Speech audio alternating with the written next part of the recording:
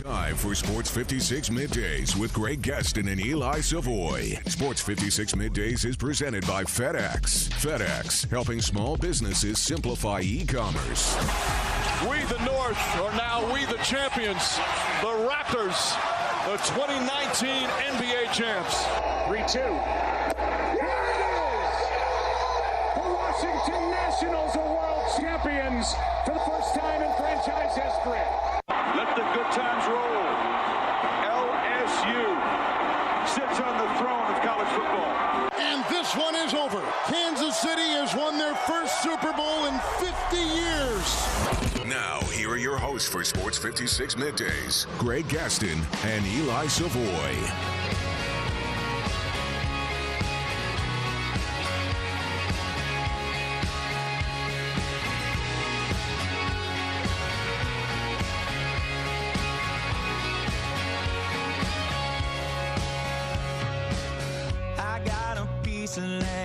Out in the countryside, lay back and smell the sun, warm up the Georgia pie. Feels so good to be taking it easy. Why would I ever leave? 'Cause I know I got some good friends that live. Good morning, everybody. Happy Friday to you. Welcome in to our final show of the week. It's Sports 56 Middays, the Friday, August 7th. 2020 edition. Greg Gaston, Eli Savoy, Gabe Kuhn, and a cast of thousands in the Family Leisure Studios where family and fun come together. You can't have the family and the fun separate. They have to be together. Family Leisure, 2120 Whitten Road, that is just north of I-40. Sports 56 Middays delivered each and every day by our title and presenting sponsor, the great folks at FedEx. Make the most out of your e-commerce experience by finding insights and inspiration from other small business owners. Learn more at FedEx.com/e-commerce. And as I say every day, thank you to all the folks at FedEx on the front lines in this battle against COVID-19. They're delivering the test kits and the medical supplies where they are necessary. And we're proud to be a part of, or have them be a part of our show each and every day, to have that great corporation here in this city for all they do in this community, in this country, and this world. Coming up on the program today, we got a lot of things to talk about. The Grizzlies are in action against the Thunder today at 3 o'clock. They're 0-4, haven't won a game in the bubble, and their lead is down to a half a game. So this could be the final day we talk about the Grizzlies sitting in the 8th spot. We will discuss not only the game today, but the future for the Grizzlies as we see the Suns at 4-0, and we see other teams that are getting better. And, of course, Golden State will not be the team they were this season next year when everybody's back healthy. Where will the Grizzlies fall in the pecking order? We'll talk about that on the program today. We'll talk some NBA, probably sneak in a little Washington Football Club. I was about to say Redskins. Washington Football Club conversation with Jerry Brewer, who is the Washington Post sports columnist. He'll join us at 10:25. Big day for college football at some schools, including the University of Memphis, where practice begins today. We will talk college football with Chris Vanini, the national college football reporter for The Athletic. That will come your way at 11:05. We'll do 10 in a row, the game show that has swept the nation, at about 11:30. At 12:05, it will be our 5 favorite songs. Today, the topic is woman or women. Either word in the title of your song. You can text in via the First Bank text line at 67129. If you are watching us live, you can message us with the lists at Sports56 WHBQ on Twitter, Facebook, YouTube, Periscope, and Instagram. Another tough category, in my opinion. And then at 12:30, we'll be joined by the commissioner of the American, Mike Oresco. So once again, a full slate. But listen, we always have time for you. When we don't have a guest in a segment, we can sneak in phone calls via the First Bank phone lines at 360-8255. Or if you want to text us with a comment, a question, anything that's on your mind, hit us up via the First Bank text line at 67129. I see, Mr. Savoy, you're already poised for the weekend with 4 brews behind you. I am ready for the weekend, but yeah, those are today is International Beer Day. Oh, and thus why we see different. We got a couple of beers from I would imagine our great country, but that one I would imagine the dark beer from probably. Well, we don't have them from our country because it's International Beer Day. Well, wouldn't we be international for another country? Oh, they're not. They're not enjoying this day. This is just an American holiday. This is not This is not something that's around the world, because it would be international. So the idea would be for Americans to drink beer that is not domestic. Exactly. So a little stout beer, I guess. You can do that little Irish stuff. Do you like the Guinness? Do you like the dark stuff? Gosh, no. Either do I. Guinness is that stuff. Gabe? Any beer that I have to Disgusting. drink, that I have to basically use a fork and eat it. I don't. I just can't get on board with that. I don't know how people, if you all come across the coffee stouts. Yeah, or, no. See, oh my God! I don't know how people do that. Yeah, I don't like the taste of coffee anyway. But every time I see somebody pour, from the tap and they're pouring the stout, and I go, man, that just looks good. And then you take a sip of it and you go, ugh. Not too good. There's some. I enjoy some international beers, but yeah, the real dark stuff. I just I can't do that stuff. Guinness is to me that is an acquired taste, which I have yet to acquire, and probably I don't believe I ever will acquire. Well, there's great beers from our friends from the north in Canada. There's great beers from our friends in the south. I don't call the people of the north my friends, but yes, there are some good Canadian beers. They're friends to me. They're nice, simple people up in Canada. Great beers in Canada. They won't even let their baseball team play there. Great beers, just they're being cautious. They bring hockey teams from all over the place in, but they won't let one baseball team play there. Great beers in Mexico, of course. Italy, Peroni, maybe my favorite international beer. So that's fantastic. By the way, Mexico's very good. Very good. Mexico, very, very good choices for Mexico. I'm telling you, Canada, Mexico, of course, Ireland and the British Isles, but also Italy has some good beers as well. All right, so I said at the beginning, it's Friday, love Friday. Where would you rank Friday on the days of the week? Saturday's got to be number one in everybody's book, right? Yeah. Do you rank Friday ahead of Sunday? Yes. Okay.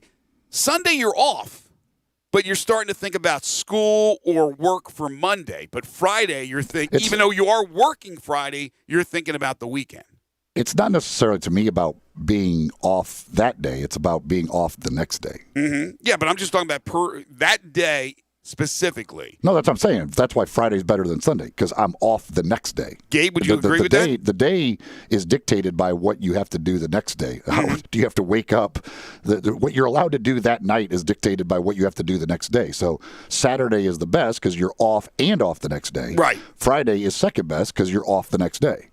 I would definitely, yeah. I mean, that's the simplest way of putting it. Sunday, I don't know, man. NFL football Sunday during the NFL football Sunday is different than a normal Sunday, though. Yeah, but you can't separate them, okay? There's not two Sundays. There's one Sunday. You're either going Sunday or you're going Friday second. We're all in agreement Saturday's first. I didn't know you made the rules on these. I'm making the rules. I came up with the topic. I'm making the rules. If I come up with the topic, I make the rules. Would we all agree Monday's the worst day of the week? Rainy days and Mondays always get me down. I don't like Mondays. Tell me why. To me, there is no separation of basically Monday, Tuesday, Wednesday. Oh, I don't believe so. I don't believe that's true. Hump Day is fantastic. It's a lot better than Monday and Tuesday. I don't see any you're separation. You're turning the corner. Oh, come on, Eli. Monday, you have 4 more work days after Monday. Hump Day, it's just 2 more days. You could already see the weekend. I don't know. Monday's definitely 7. Saturday's definitely number 1.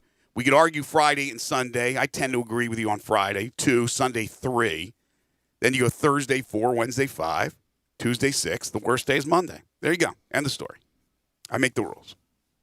But anyway, happy International Beer Day. If you were gonna just do that, why did you even ask us? Well, I want to know what you were thinking. I'm always curious. And then when I told you what I was thinking, you said, no, that's wrong, and you gave me your order, and you said you make the rules, and so really my opinion didn't matter. You tell me my songs are wrong half the time, and well, they're my opinion. That's because they are. Okay. All right. Anything that includes Mark Lindsay is wrong. Well, speaking of rules, before we get into the Grizzlies, I did want to bring this up here to start the show. The SEC has announced what they're going to do for their testing protocol with COVID-19. The SEC will coordinate centralized testing through a third-party provider. Football players will be tested at least twice per week, and coaches will be required to wear masks while on the sideline under protocols of the conference, again, announced today. There's also directives for other fall sports as well, whether it be volleyball, soccer, cross-country, things of that nature. But again, in football, all coaches and staff will be required to wear face coverings on the sideline, and physical distancing will be employed. Well, it's the masking stuff is interesting because it's not just coaches and staff. I mean, the players who are on the sideline have to wear something, and the players who are playing will all have to have the neck gaiter, which talked about yesterday. They have to have those so that if they come to the sideline to confer with the coach, they have to put that on. Wow. Anytime you are basically not socially distanced and not actually involved in a play, basically, you have to put your face covering on. And so it's going to they're being very cautious. Like all of the people on the sidelines, like the chain crew, the referees who are on the sidelines, not the ones out on the field, they have to wear mask, face covering at all times. So anybody near that sideline, basically, or on the sideline, has to be have to have a face covering. So the players that are not on the field have to have the face coverings. Yep. The gaiter, though, will always be around their neck. It won't be like when they lose their helmet. There's always a player that can't find his helmet. Where did I put my helmet? The gaiters aren't going to be off, and then they got to go find the gaiter. You'd just keep it around your neck, I would assume, and then you're just going to pull it up when you need to pull it up and push, take it back down when it's like, Tiger was wearing one yesterday, which I still didn't quite understand what I don't know if he ever pulled it up or not during his round of golf. No, fashion accessory. I'm not sure if he ever actually used it yesterday during, I don't know if at 18, after he was done, did he, maybe he pulled it up before to walk off or whatever, but the probably had a Nike logo on it too. The whole testing thing, I'm glad that they said that one of the things they're trying to do, they are exploring, is trying to basically find some rapid response, I guess, for lack of a better term, testing. Because right now the whole thing is they're going to be tested, 6 days in advance of games and 3 days in advance of games. Well, a lot can happen in the 3 days from the time you're tested to the time you play. Sure. Especially among college students. So they say they're exploring, and they're trying to find a way to basically have something that they can do closer to competition and be able to get the results. So whether they'll be able to figure out a system to do that with the numbers that they would be talking about, I don't know, but I'm glad that they are at least looking and hoping to try and find something. Because to me, just testing somebody saying that, now we were all clear 3 days ago, that doesn't really ensure a whole lot. Yeah, and then there's always the question about how can you isolate those players 3 days before the game in kind of a bubble-like atmosphere where they're just doing online and they're in their dorms. We know that Memphis, for example, on a Friday, they go and stay at the Holiday Inn. But that's one night before the game on Saturday, and that would be really costly for teams to go and shack up at a hotel for 3 days. But I wonder if there's a way to isolate them as well. So they're going to try everything they can. Everything they can. It's still going to be very costly. By the way, an athlete with a confirmed infection must isolate for at least 10 days from the date of the positive test. So you play next week, you're out for that game. You're missing minimum one game. Yeah, that's... And that's the thing. You go to the point of, if you have a kind of breakout, such as what the Marlins dealt with in baseball, the question, I guess, becomes, what is the number of people on a team that would have, that could have it, and you still actually play your game that week, or at what point does it become this team's not allowed to play this week, and we have to postpone their game and find a new date? I don't know. I wonder what that level is of positive tests in a week. Well, each conference will have its own protocol, but yes, that's a great question. Even though you have large rosters, you can't assume that the other players step right up and play, and they're going to avoid contracting the virus. So that's really, really sketchy because, again, this is college. This isn't professional sports. And you're going to have schools where kids continue to take online classes, and these guys are out there playing tackle football. So if there is a rash of positive tests, you're going to be shut down, I think, for at least that upcoming game, if not a couple of games. For example, if you're into the season, Rutgers has that party situation that they've had here in the offseason, and all of a sudden 28 people come down with it, they're forfeiting. Well, it's not even 20. But I'm like, if on a Wednesday, if you have 5 guys test positive, No, I don't think you're going to shut down. Well, but if 5 guys test positive on Wednesday and you're not testing again, those 5 could have spread it. Those other people, there might be 30 other guys who are going to have it by Saturday. Yes, that they just aren't testing positive now. One guy gets spread it. One positive test. They know they're going to get positive tests. So if they're getting ready to play a football season where they believe 1 or 2 or 3 guys with positive tests is going to shut down the program, at least for that time being while they get tested again, then they might as well not play. The Cardinals stopped playing with 3. That's professional. They're dealing with unions, and that's also the counter. That's the counter attack to why these players and why these teams have college football this year, or why they're going to play high school football in certain areas, because they're not professionals. They don't have unions. They're not represented by unions. They're not being paid. That's the whole argument. Which means you should shut it down quicker. You should. But what I'm saying, and I don't know this, Eli, I'm just bringing this up, that if you're going to shut it down because one guy gets spread it, just like obviously the more that have it, the more chances you're going to spread it. But one can spread it conceivably. So if you're going to shut it down with just a couple of people testing positive, a couple of players, then why even start? Because they're going to have positive tests. It's going to happen. They're not in a bubble. The NBA, God bless them, they have crushed it. They have absolutely crushed it with no positive tests. It's incredible. Absolutely incredible. But again, look at what they're doing down there. They're in a bubble, for goodness sakes. Well, it's obvious. I mean, the bubble is clearly working because it's the NBA and the NHL have both been no problems whatsoever. There's no doubt that it's impossible to do a bubble for college football. But again, I'm just asking, if you're only testing Wednesday for Saturday games, what is that number that says a team can't play on Saturday? Right. I don't know, but it's going to be different for every conference. By the way, we've had more big names that have opted out for the 2020 college football season. Wide receiver Rondale Moore of Purdue, and the Tigers were going to play Purdue this year until the Big Ten decided conference only. He has opted out. He's expected to be a first-round pick. Miami, Florida defensive end Greg Rousseau, projected top 10 pick in the 2021 draft. He's opted out.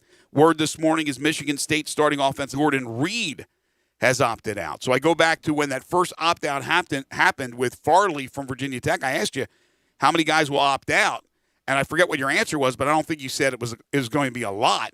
And while this is not like 100, the numbers are starting to rise. And do you have any idea when they can opt out? Like, can they opt out all the way up until the start of the season? I have looked for that. I have not seen an opt-out date. I don't think they have a set date. Yeah, I know the NFL's opt-out was yesterday, 3 o'clock Central. Yeah, I mean, I would assume that a college kid can opt out whenever they want to because there's no decision of whether they're getting paid their contract or not, like the professional sports. And the fact assume that you could opt out in the middle of the season if you decide all of a sudden, like, hey, you can quit playing whenever you want. Well, no, they're not getting being paid, but they have a scholarship. But they've already announced, haven't they, that the scholarships, no matter whether a player opts out or not for COVID-19, will be honored. Exactly. So I think you could opt out after week 3, or you could opt out whenever, 2 weeks into practice, or I think you could probably opt out anytime you want. In fact, the scenario that you just brought up, if all of a sudden there is a team that has a flux of COVID-19 positive tests preparing for a game, I guarantee you there'll be some players that'll opt out. They'll just say, to hell with this. It's not worth it. It's not worth it. By the way, the Big Sky Conference, 1AA, they decided to cancel football altogether. So there will not be football this season in the Big Sky. It's funny because in the Big Ten, the Big Ten has lost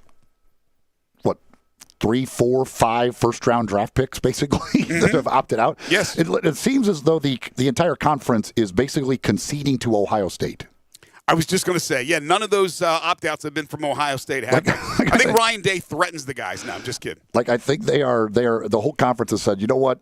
Ohio State is just too good. We don't care. So we're going to go ahead and concede to them this year. Exactly. Of course, it did yesterday, Ryan Day and Jim Harbaugh getting into it. I guess Michigan hasn't had any. Michigan isn't going to give up. They're going to go after Ohio State, but everybody else is saying, screw it. We'll let Ohio State have it. Yeah, well, what's going to happen? They'll play, and guess what? Ohio State will win. And then the beat will just go on, as Sonny and Cher once said. According to Ryan Day yesterday, they're going to hang 100 on them. So, so I'm not sure that Jim Harbaugh made a good choice in making Ryan Day mad. Maybe that'll be forgiven by the time they play. I doubt it. I'm going to guess that that will be remembered. And Ryan Day told his team that they are going to they want to hang 100 on them, according to the reports yesterday after Jim Harbaugh accused Ryan Day of breaking the rules at practice. And Ryan Day in the conference call said, "How about I worry about my team, you worry about yours." There you go. Makes a lot of sense. It's not like they ever take it easy on him anyway. No. They hung 56 on him last year. I mean, they're not going to. But now they're really going to try to hang 100. But they might literally try and hang 100 on him and see if and go ahead and do that. But that came after Harbaugh apparently. There was a picture, I guess, of a coach working with a linebacker or something that Jim Harbaugh asked Ryan Day about on this conference call, because right now coaches are not allowed to actually be working with the players until Monday.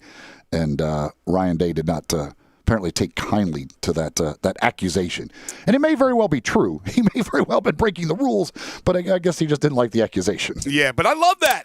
We're not even to the season yet. In fact, a lot of teams haven't even stepped onto the field. Memphis stepping onto the field for the first time today. A lot of practices and camps will be delayed, pushed back because of later starts, including the SEC. But we already have the war of words going on between Ryan Day and Jim Harbaugh. We'll talk more college football later on in the show, but when we come back, it's all about the NBA and about the Washington Football Club. We will be joined Washington football team. Washington football team, right. Washington football team. Washington Post sports columnist Jerry Brewer will join us next. Just underway on a Friday, this is Middays on Real Sports Talk, Sports 56, 96.1, and 87.7. Listen online anywhere, anytime at sports56whbq.com. Hi, this is Troy Five-Ash, owner of Five-Ash Roof Services. You've heard me talk about how we offer the best products, the best warranties, and the best services for years. Now let's talk about pricing. Pricing should never be the only reason you hire a contractor, but in today's world, pricing is always a consideration. So we suggest you get 2 or 3 estimates for your roof replacement from a reputable, licensed, and insured company, and then give us a call. If we can't beat your best price for a comparable roof system by more than $100, we'll give you $100. It's that simple. We are so sure we can offer you the best price, beating all other qualified companies. We will hand you $100 if we can't, and thank you for the opportunity. So give us a call. What's the worst thing that's going to happen? Make $100? Five-Ash Roof Services, a proud supporter of Tiger Athletics and the official roofer of the Tigers home team. Five-Ash Roof Services, fair, honest, and ethical. 367-0050 or memphisroofer.com. Five-Ash Roofing, it's what we do. We're here for you. Hi, this is John Conway with Conway Services. Is your old energy-guzzling air conditioning system struggling to make it through the summer? As the summer heats up, many old, inefficient air conditioning systems just can't keep up. We know the timing's not always right to replace your air conditioning system. That's why we have air conditioning systems for as low as $79 per month. That's right, replace your old air conditioning system this month for as low as $79 per month with approved credit. And with today's more efficient models, you could be saving money on your utility bill every month. So the next time you have air conditioning problems, call the experts at Conway Services. And you know, with Conway Services, you'll be receiving our award-winning service every time. So call Conway Services, the Mid-South's premier heating, cooling, plumbing, and electric service company at 384-3511. And the first 30 callers with a 10-year-old air conditioning system will come out and inspect it absolutely free.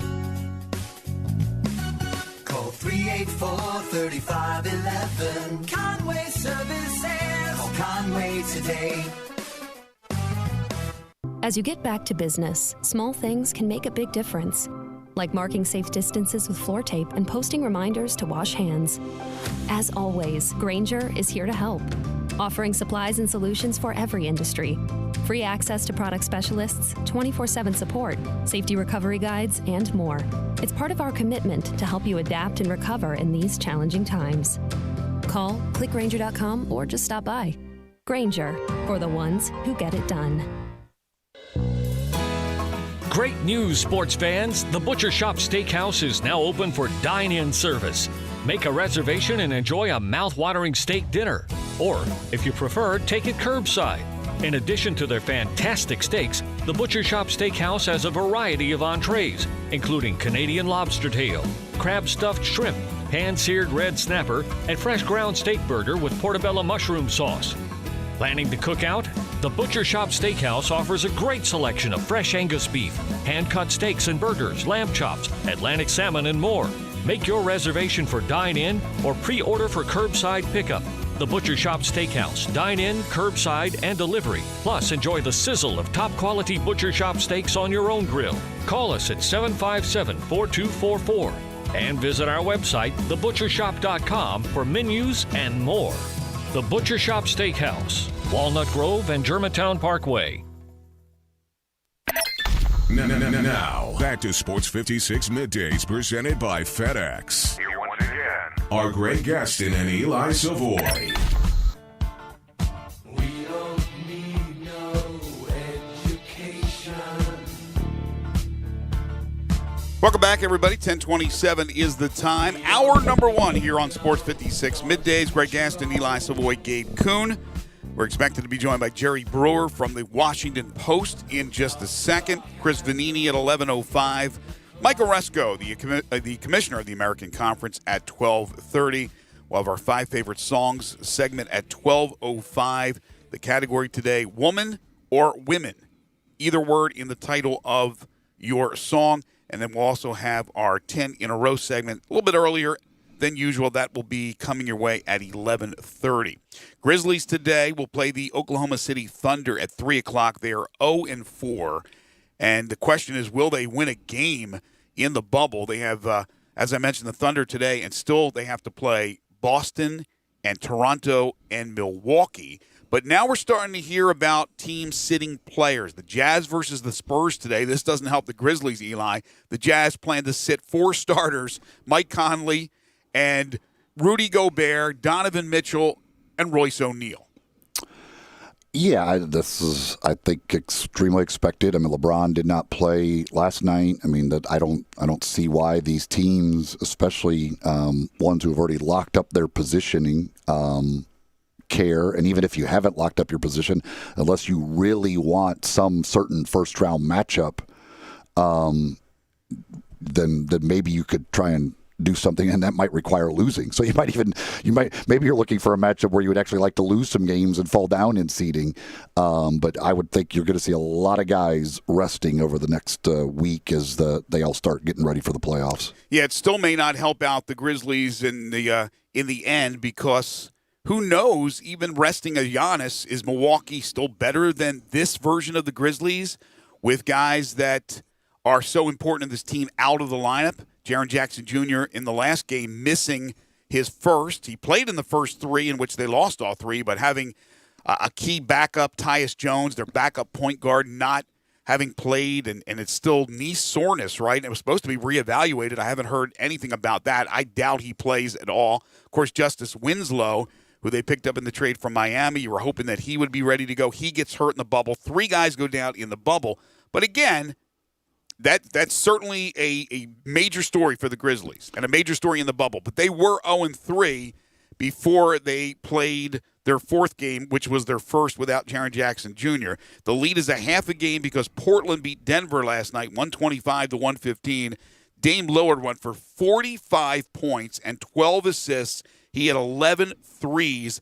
And don't look now, but the Phoenix Suns won again. They beat the Pacers 114-99. The Suns are a perfect 4-0 in the bubble. Yeah, that to me is maybe the story of the bubble. That's crazy to think they would go down there and be 4-0 at this point. Today could be a really bad day for the Grizzlies if they lose their game. Because you mentioned San Antonio's playing Utah, and Utah's not playing anybody. Utah, it's the Utah Light. It's Joe Ingles and some other guys. And he's probably got to be. If I'm him, I'm mad that I have to play. I'm like, why do I have to play? What did I do wrong? Right. I just had a big game the other day. Like, what did I do wrong that I have to play this one? They're probably like, oh, don't worry, you get the next game off. But you got San Antonio versus Utah Light. Sacramento, which after their win over the Pelicans last night, They continue to at least be on the outskirts of the race. They get Brooklyn, so good chance they will win. And New Orleans gets Washington, and Washington hasn't won a game and probably will not win a game. So you could very well see 3 of the teams chasing the Grizzlies all get wins today, and gain a game if the Grizzlies do lose to OKC. Yeah, all indications are, unless the Grizzlies somehow can find a way to win this game today, right? They'll be tomorrow morning in the standings, dropping down drastically and taken over by Portland or one of these other teams in the 8th spot. Not Portland because they're not playing today. They would move into a tie at best, right? Because they're half a game behind. If they lose, they'll be tied with Portland. And then San Antonio, if they win, would move within a game and a half. Sacramento with a win would move within a game and a half. New Orleans with a win would move within a game and a half. You would have Phoenix, or San Antonio, I guess, would move to within a game with a win. Phoenix not playing, they would be a game and a half back, and then Sacramento and New Orleans could both move to a game and a half back. Yeah, so the worst case scenario for the Grizzlies today with a loss would be a tie for 8th with Portland. Yes. Because Portland's not playing today, but they did win yesterday. But they will be out of that 8th spot here soon. They will more than likely be out of that 9th spot soon, again, unless they figure something out. And they don't have the dogs. They just don't have enough right now. And you have teams in the West that are trying to get in that are playing exceptionally well, like Portland, like Phoenix. The Spurs have played well, even though they lost the other day. New Orleans got ripped yesterday. And Sacramento has not been good. They've had some injuries as well. But when you look at the long-term scenario for the Grizzlies, and yes, you look at Ja Morant. He's a budding star in this league. Jaren Jackson Jr., if he could stay on the floor, a budding star in this league. And we'll see what happens with Justice Winslow, although there is the worry now that maybe this guy is an injury-prone player. So there's really nice pieces. But those pieces are not going to be nearly enough because you have a team that overachieved this year that's fighting to stay in the 8th spot. Think about what's going on in the West. You have Portland.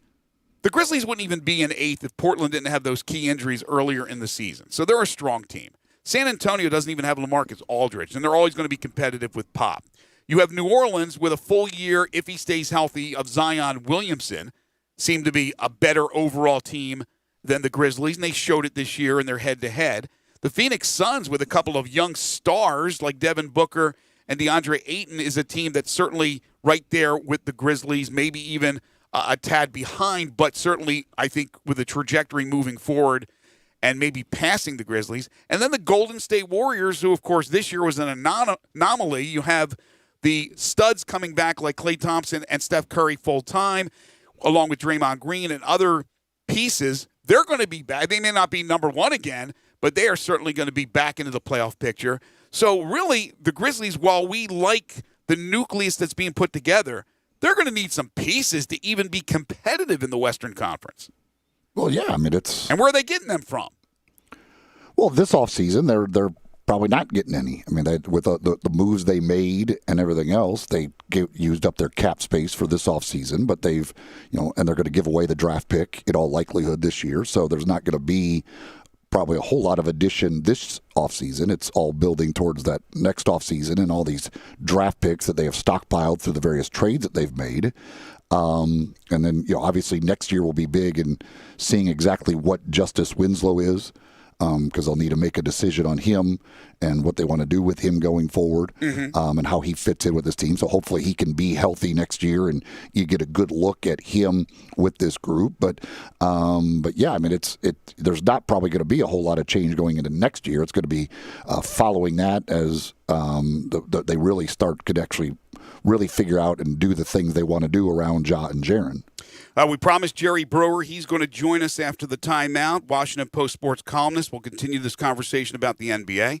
Pinnacle Roofing and Restoration, one of our terrific sponsors for all your roofing and home repair needs. Call Brandon McCullough at 901-438-5084. That's 901-438-5084, or online at newroofmemphis.com. They offer financing with many different plans and options, including a 6, 12, or 18-month same-as-cash option. They'll work with your insurance company or they'll work out of pocket. Pinnacle is part of the Roofs for Troops program. Any veteran, active or retired, you get a $250 rebate on the purchase of a new roof. Pinnacle does both residential and commercial roofing, so business owners and property managers out there, if you have a leak or any other roofing issue, call Brandon today. Pinnacle is licensed, bonded, and insured, a member of the Better Business Bureau. And these you're going to get free roof inspections, so don't worry about them coming out and trying to charge you for anything. You're going to get the estimate. It's going to be free, and then you can make that decision from there. And don't forget about the $100 referral fee for the purchase of a new roof. They get a 5-year labor warranty on all their roofs. So 5-year labor warranty plus satisfaction is guaranteed with all their work. They do carpentry work, exterior painting. They can replace gutters, put up fencing and siding, rotten wood repair. They do it all. Your one-stop shop for all your home repair needs. It's Pinnacle Roofing and Restoration. Call Brandon today. Tell him I sent you. 901-438-5084 or online at newroofmemphis.com. All right, Jerry's going to be joining us here in a second, so we'll put the break off for a little bit. We certainly want to talk. We're going to take the break now? Okay, we'll take the break. We'll come back. We'll talk to Jerry Brewer from the Washington Post. This is Middays on Real Sports Talk, Sports 56, 96.1 and 87.7. R&R on Sports, Saturday mornings, 10 a.m., Sports 56, 87.7, and 96.1. Don't miss us.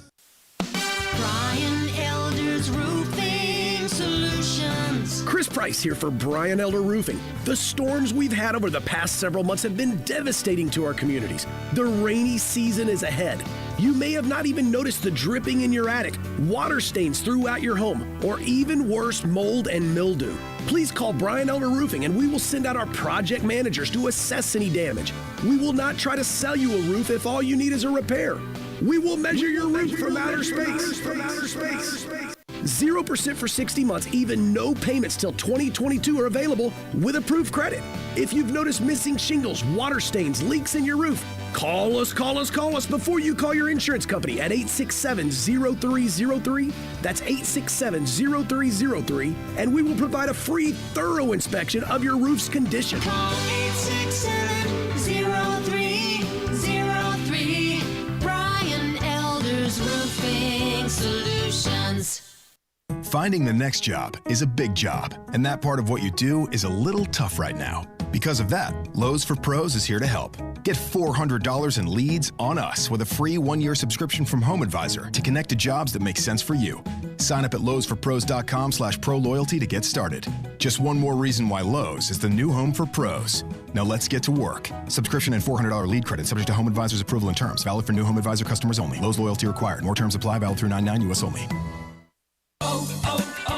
O'Reilly. This is Derek's O'Reilly Auto Parts story. After the third time jump-starting my car, I finally realized my battery was dying. So I stopped by O'Reilly to have it checked. They tested it right there in the parking lot. It was bad, real bad. But they helped me find the right battery for my car and even installed it for free. Now my car starts like new. O'Reilly Auto Parts. There's a new commissary in town in Collierville. Germantown Commissary is doubling. Yeah, they're still going to have the old Germantown Commissary by the tracks, but now there's a huge new Germantown Commissary in Collierville at Poplar and Houston Levee Road. It's huge, too. There's a drive-through. There's plenty of parking. No telephone pole to get in your way. A cool patio. It's right by the track, so the tradition continues. And this is a tradition that's been around forever. That commissary is famous for hickory-smoked, slow-cooked Memphis-style barbecue. They've got a private party room at the new one in Collierville. Self-catering still continues. Party packs for $5.95. Basically, the great ribs, the great pulled shoulder, the great deviled eggs. Everything is there in Collierville and Germantown now. So there is now a Germantown and Collierville style of barbecue. It's called Germantown Commissary. Now, back to Sports 56 Middays presented by FedEx. Here once again are Greg Gaston and Eli Savoy. Let's do it. Let me drop it on the one. It's the Fat Max. Dope like an Welcome back, everybody. 10:40 the time. Once again, Grizzlies and Thunder today at 3 o'clock. We continue to talk some NBA here in hour number one. I'm very pleased to be joined by Jerry Brewer, Washington Post sports columnist. You can follow him on Twitter at Jerry Brewer. He joins us now on Sports 56 Middays. Jerry, I hope you're well. Thanks for joining us. Thanks for having me. It's great to be on. Appreciate that. So other than Lou Williams' excursion for the lap dance and the wings, this bubble thing has worked out pretty perfectly for the NBA. Are you surprised that there hasn't been a few positive tests or anything that's negative? It seems like it's all positive. Stunned. I figured you would have something that still, even within this bubble, there's this tiny little flaw in it, in that you're allowing certain workers on that Disney campus to be there, who aren't getting tested as vigorously, and are leaving your bubble in order to go home. How they've been able to protect the players from all that and everything is really interesting. I mean, if you're a health expert, if you're an epidemiologist, this is one interesting case study in the NBA, as well as like the NHL and the MLS, of how they've been able to keep the cases at zero for really for like the past 2-3 weeks, and we're at 1 month in the bubble, and that's pretty incredible. I mean, I don't know if we're going to be able to get all the way through the finals and keep it at zero, but we'll see. I mean, there's a lot of things we don't know about this virus, how you contain it. Jerry, just out of curiosity, do the folks in Washington even know that the Wizards are actually in the bubble, or technically in the bubble, even most of the team is not there? I don't think so at all. There's no Bradley Beal there. Obviously, there's no John Wall there. I think people are more in that mode of just get the highest draft pick, get the most ping pong balls that you possibly can, which they have not let us down in doing that. Well, because they have actually fallen behind Charlotte now. So will they in the draft lottery end up with more ping pong balls than Charlotte?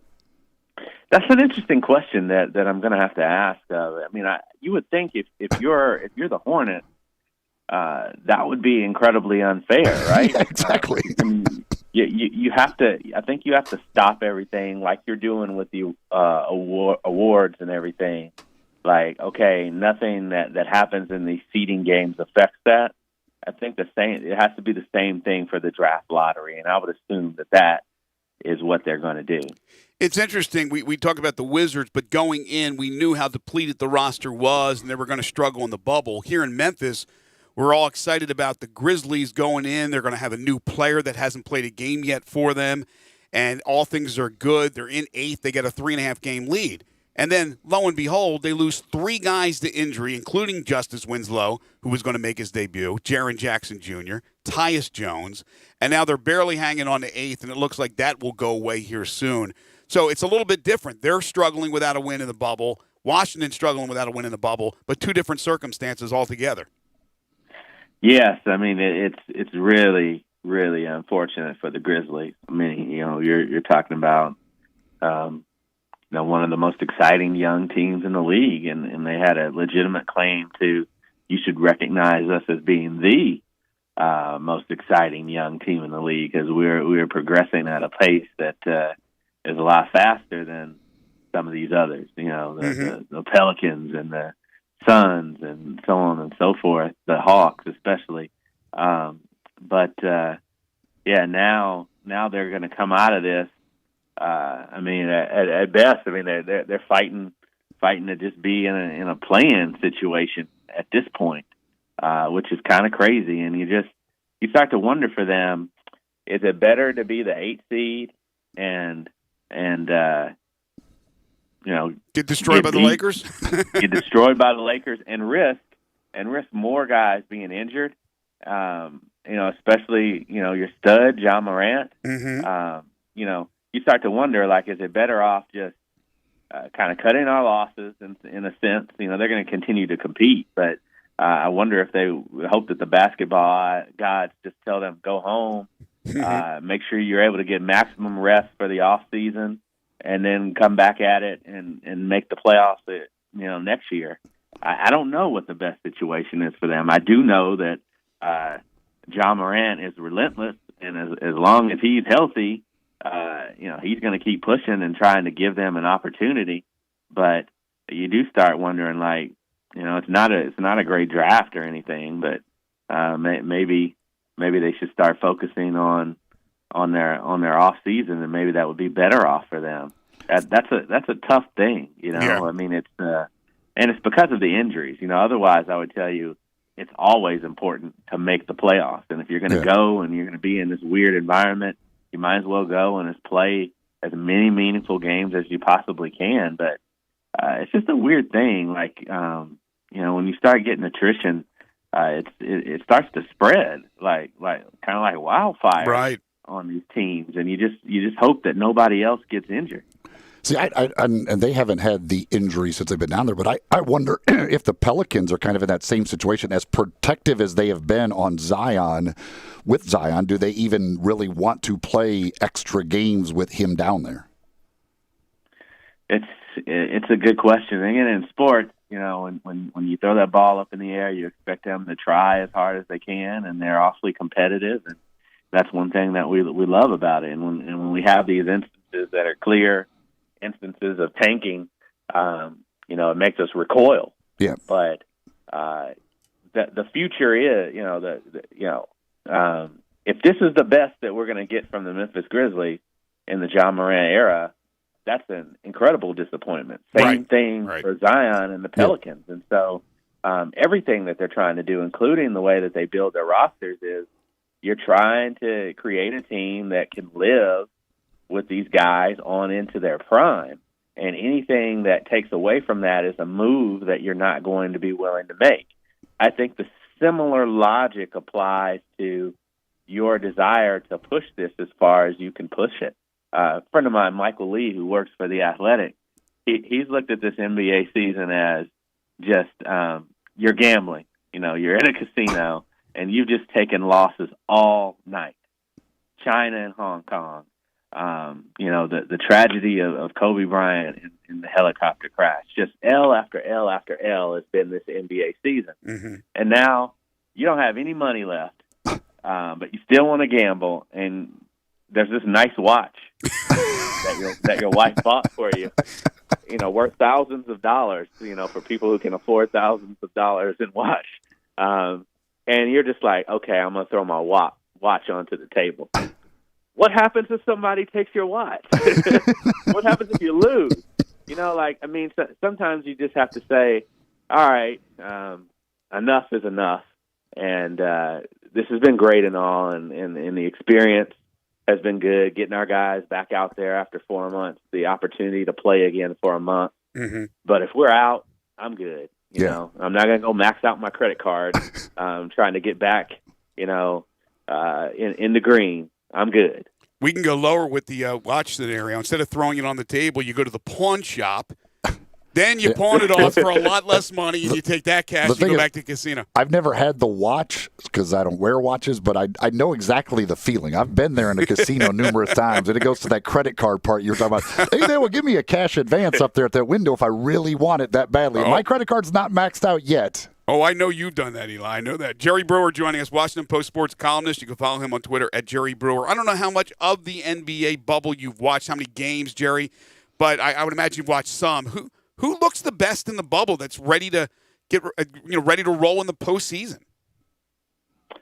You know, I've watched a ton of it. I would say Toronto looks really built for this. You know, you're looking at teams that have a certain chemistry, but also teams that are able to create their own energy because you're not playing in front of thousands of fans, and the only noise that you're really getting is piped in noise and just, you know, how your bench is reacting. I look at that team, and we don't really give them much of a chance because they don't have Kawhi as defending champs, but the DNA of that team is just so strong, and they are winners, and they're going to be a hard out. So I look at them just the same, even though they lost a few games here in the bubble. I look at the Bucks. When you really look at when they have really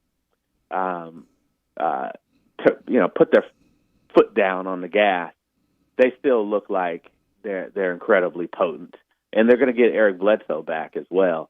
So you look at them and you say, all right, well, they're going to be right there. The West is interesting. It's Portland probably looks the best to me because they're fighting to get that 8th seed, and they would be awfully dangerous as an 8th seed, especially with Nurkic back. But everybody at the top, it looks a little shaky. I mean, you're reminded of they're starting to play well, but you're reminded of how little time the Clippers have had together because they've had injuries and then you're adding people. And like you just kind of wondered, like, can that come together, for to win a championship in this situation? The Lakers, and you have to keep in mind that they can cruise a little bit. They've already clinched the number 1 seed and all of that for whatever the number 1 seed means this year.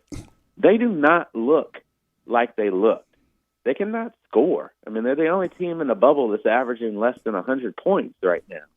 And that's like a four-game sample size for them already.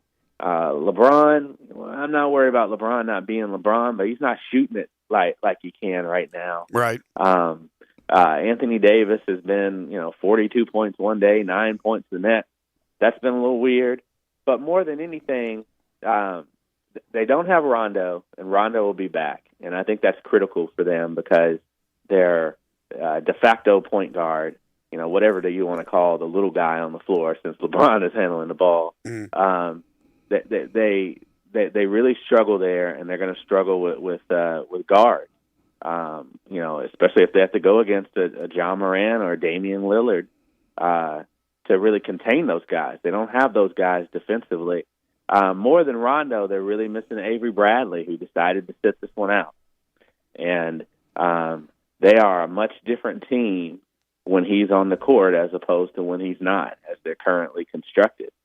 So if they're going to have to depend heavily on Alex Caruso and Deion Waiters and J.R. Smith to fill some of the holes that have been left on this team, it's going to be a real grind for them. And I don't see them getting to the finals, let alone, I don't see them getting through the conference finals into the finals, I should say. Gotcha. So that's really, it's an interesting time for them. If I could look at another team just really quickly, Houston is interesting. Dallas, just their ability to put the ball in the basket and just how unstoppable Luka can be, and how he and Porzingis seem to be in sync. Win or lose, no matter what their record is in these 8 games, they're dangerous, and they're going to be really dangerous for a high seed. And then you look at a team like Denver. They don't have any. Their starting guards aren't even playing right now. Yeah. Right, Barton's been out. Harris has been out. Presumably they will. And now that they've unlocked Michael Porter Jr. and they've released Bol for a few minutes here and there on us, there's a lot to figure out with that team as well. True. I think it could be wild in the West, and I think we shouldn't even pay attention to how the standings played out in the West. Yeah. Because it's just a matter of who's going to get into a good rhythm at the win. And with the lack of home court advantage, there could be a lot of crazy results. And I feel like whoever from the West makes it to the finals is going to have played a lot of games. There's going to be a lot of wear and tear. I don't expect there to be tons of sweeps in the Western Conference when playoff time arrives. Jerry, off the topic of the NBA, they're in Washington. Since they came out with the temporary Washington football team, what has been the reaction, and are they any closer, or do we have a better idea of what the long-term new name might be for that football team? We don't. We think that if they could have acted immediately, that it was likely going to be Warriors, but now they've committed themselves to at least a year-long process. They say it takes a year to 18 months to really rebrand a team properly. I can't see it being 18 months because that would go on into the 2021 season. I think by summer, early summer of next year, that's when they will unveil the name of their team. They're trying to make this a little more of an inclusive process and listen to feedback. And obviously, there's a lot of legal stuff you have to do with trademarking and such. But we're not even hearing that much buzz right now about what it could be. I think it's just kind of a true vetting, which is something that they needed to do. That notion that you were going to be able to just change the name of the team and have everything ready, cool uniforms included, by the start of this season, that was a ridiculous notion. So I'm glad that they didn't do it. Everybody has, including me, we have our fun with this generic name that they're playing under this year. However, I think that's kind of appropriate for their situation. They're not going to be any good anyway, so it don't matter what we call them. They'll be called a lot worse. They'll be called a lot worse by the fans. If we call them the 6 and 10, that would be way too optimistic of a name. With all that said, I'm sure there's some good Washington football team merchandise that you could pick up probably, if not now, soon. He is Jerry Brewer, Washington Post sports columnist. You can follow him on Twitter at Jerry Brewer. An absolute pleasure, Jerry. Thank you so much, and stay well. All right, anytime. You guys take care. You too. Take care. Jerry Brewer from the Washington Post. Good stuff. All right, when we come back, Chris Vanini to open up hour number 2. We'll talk college football. This is Middays on Real Sports Talk, Sports 56, 96.1 and 87.7.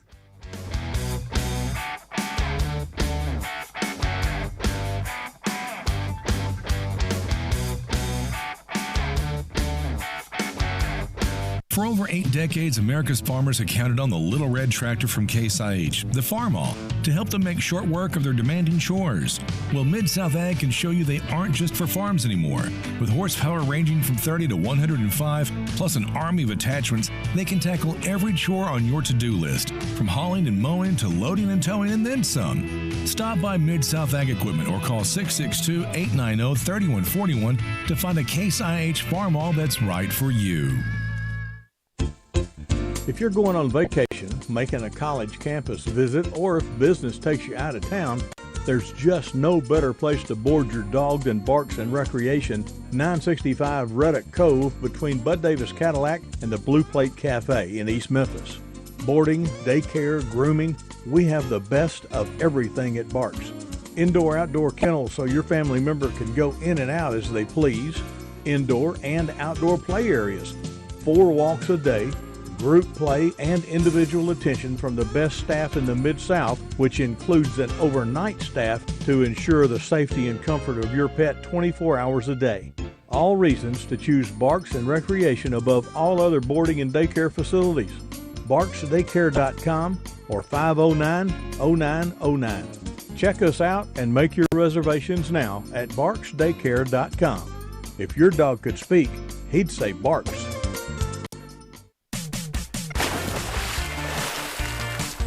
Save now on your 2021 swimming pool at Family Leisure. Buy now at 2020 pricing and save your spot for the first installation of 2021. Patio furniture 20 to 30% off. Play gyms in stock. Beat the heat with an indoor game table or slate pool table. Pool toys and floats up to 30% off. Family Leisure, Whit Road at I-40, where family and fun come together. Family and fun come together. And now a game of Commercial Chicken, brought to you by Progressive, where we see how long Flo can go without talking about insurance. Ready? Go. So, have you noticed how everyone's grammar is completely awful now? Like, you know, the texting and the LOLs. Whatever happened to punctuation? I mean, drivers who switch to Progressive could save big. Okay, you win. We can't help but save customers money. Progressive Casualty Insurance Company and Affiliates. Listen Sundays at 11 a.m. to join Idlewild Presbyterian Church for worship. Idlewild is a PCUSA church located in Midtown Memphis. Hi, this is Rob Brown. Join Pete Cordelli and me for Sidelines Saturday mornings, 8 to 10 a.m. on Sports 56, 87.7, and 96.1 FM. We'll cover the Memphis Tigers, the SEC, recruiting. Hey, if they keep score, we're covering it. Check us out on the website at sports56whbq.com and sidelines.live. Sidelines is brought to you by Duncan Williams Asset Management. Saturday mornings, 8 to 10 a.m. Get up and give us a call.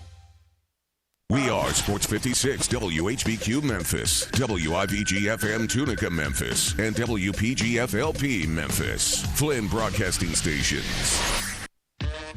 Now, back to Sports 56 Middays presented by FedEx. This hour is brought to you by the Window Genie. Here once again are Greg Gaston and Eli Savoy.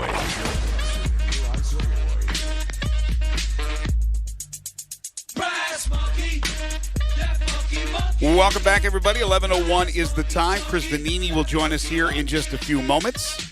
Hour 2 of the program here on this Friday, August 7th, 2020. Greg Gaston, Eli Savoy, Gabe Kuhn. We're in the Family Leisure Studios where family and fun come together. Family Leisure, 2120 Whitten Road. That's just north of I-40.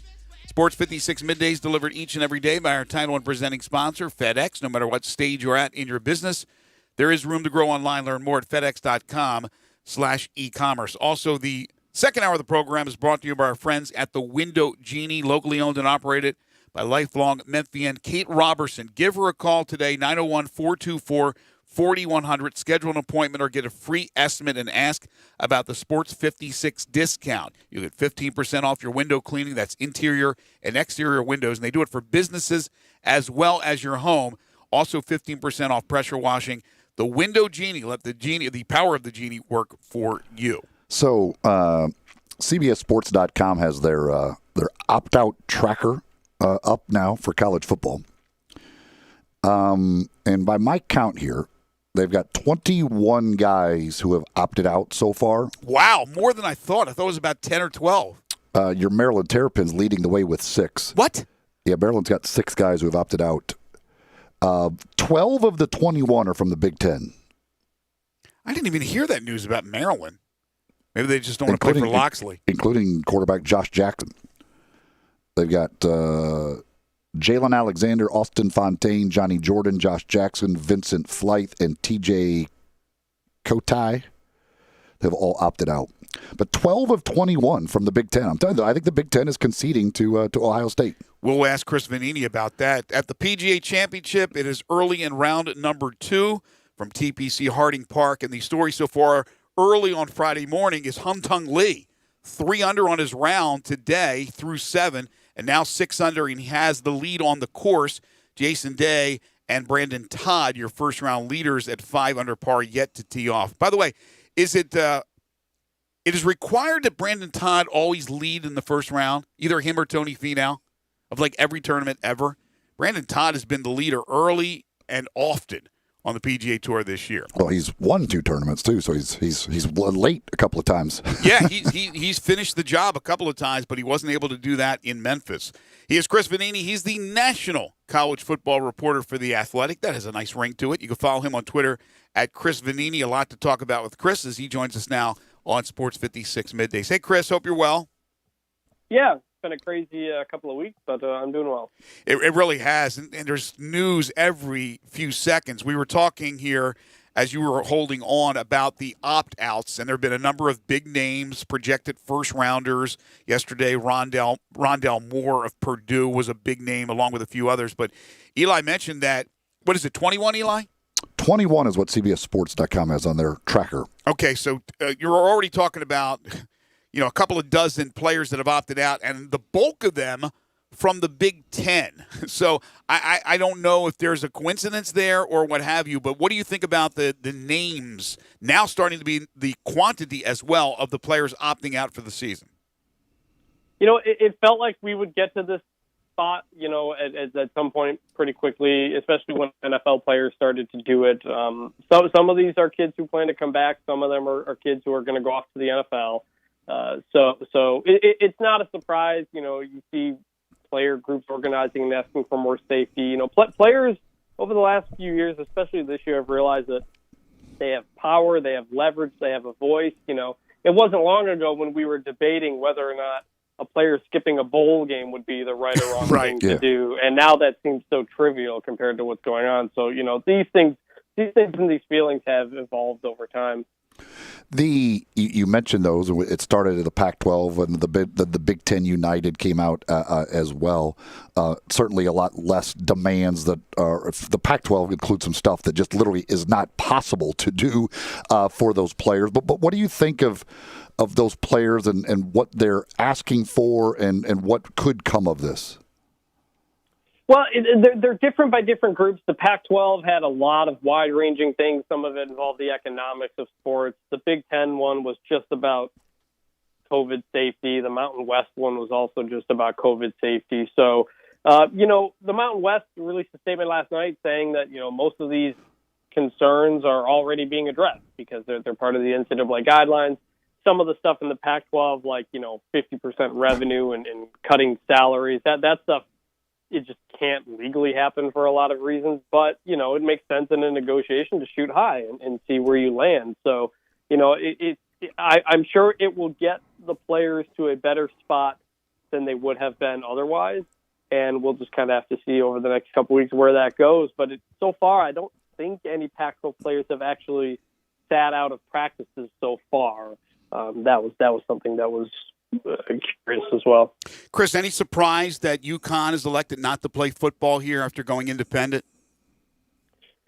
No, I talked to Randy Edsel a few days before this happened, and he, he was saying it was taking them 10 to 12 days to get test results. They barely not even having full teams at workouts. And he wanted to leave this up to the players from the very beginning, and he thinks other conferences and teams should as well. UConn is also unique. They are an independent. They lost a lot of games off their schedule.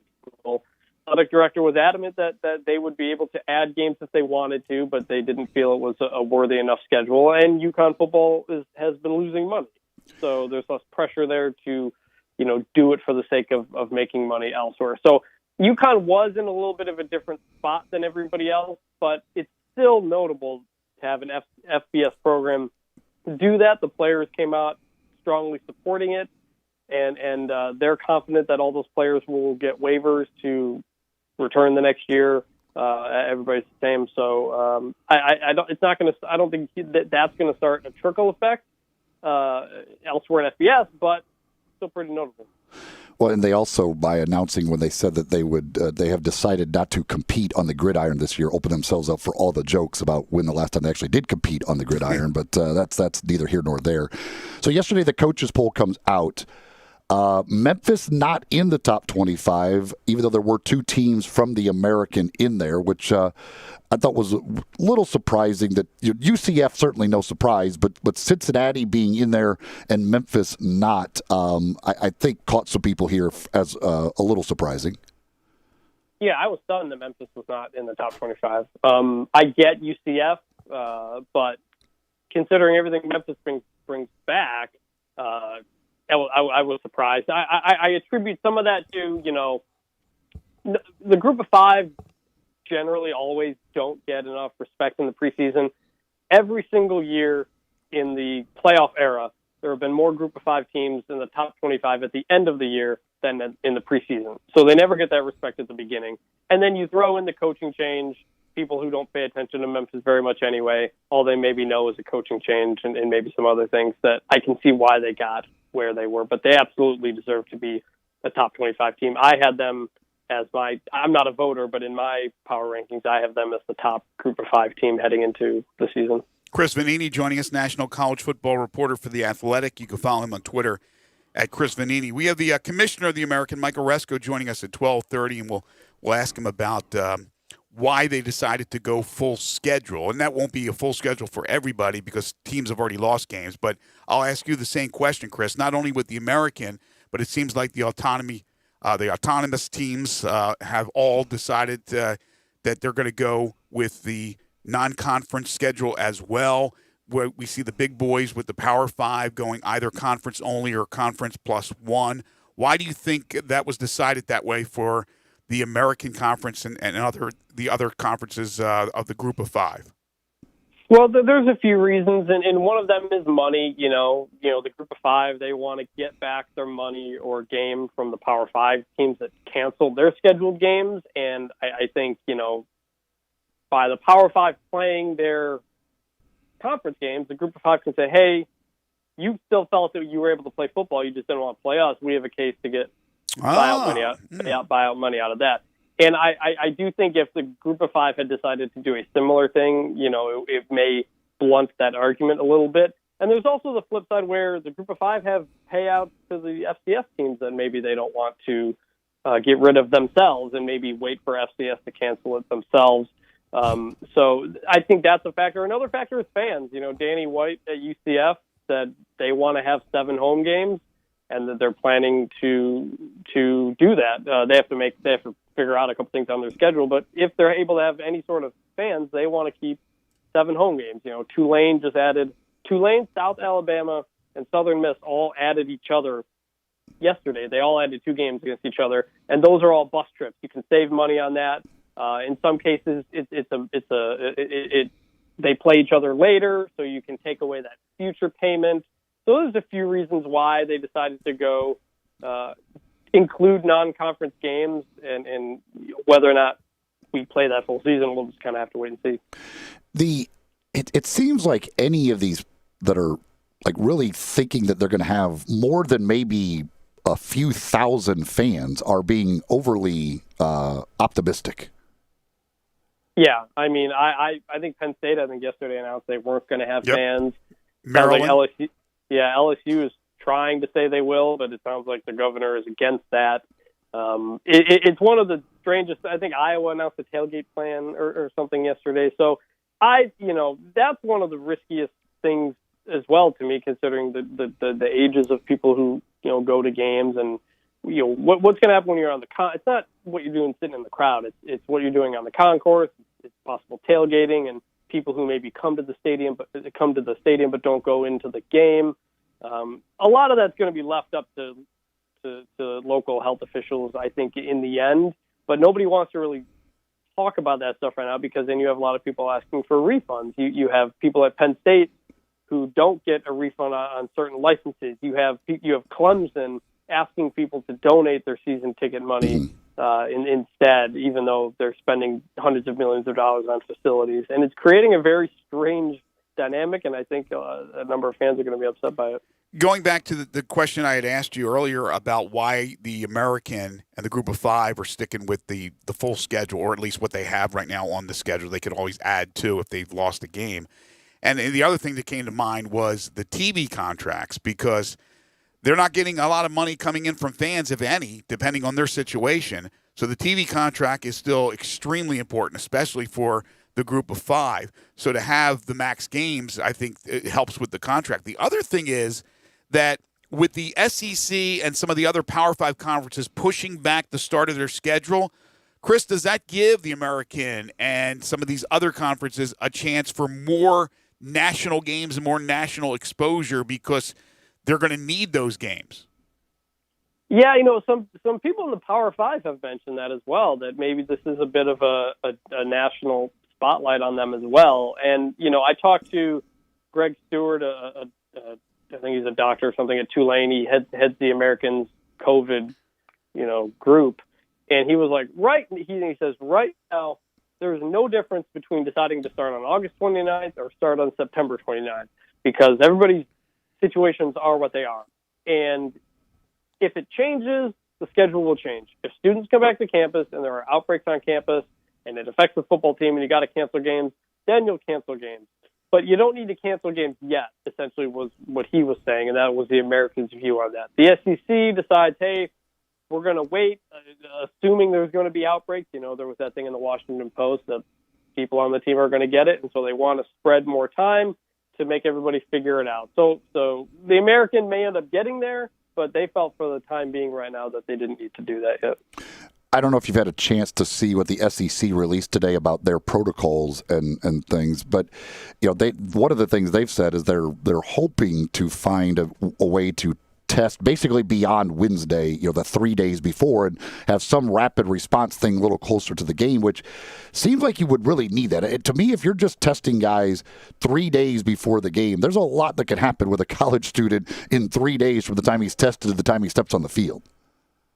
Yeah, but one of the biggest problems really in the country right now is the ability to turn around test times. Like I said, UConn was taking 10 to 12 days. And there are things like the rapid tests, and I think Illinois said they're going to test every day, but I think those are rapid tests. But those aren't nearly as accurate as what's considered the PCR. So you can have false negatives or false positives or what have you. So you got to have an accurate test, but you got to have an accurate test that turns around in quick enough time. So that's just a problem we're having just in the country as a whole. And then you factor that down to college football teams, and they're having the same issue.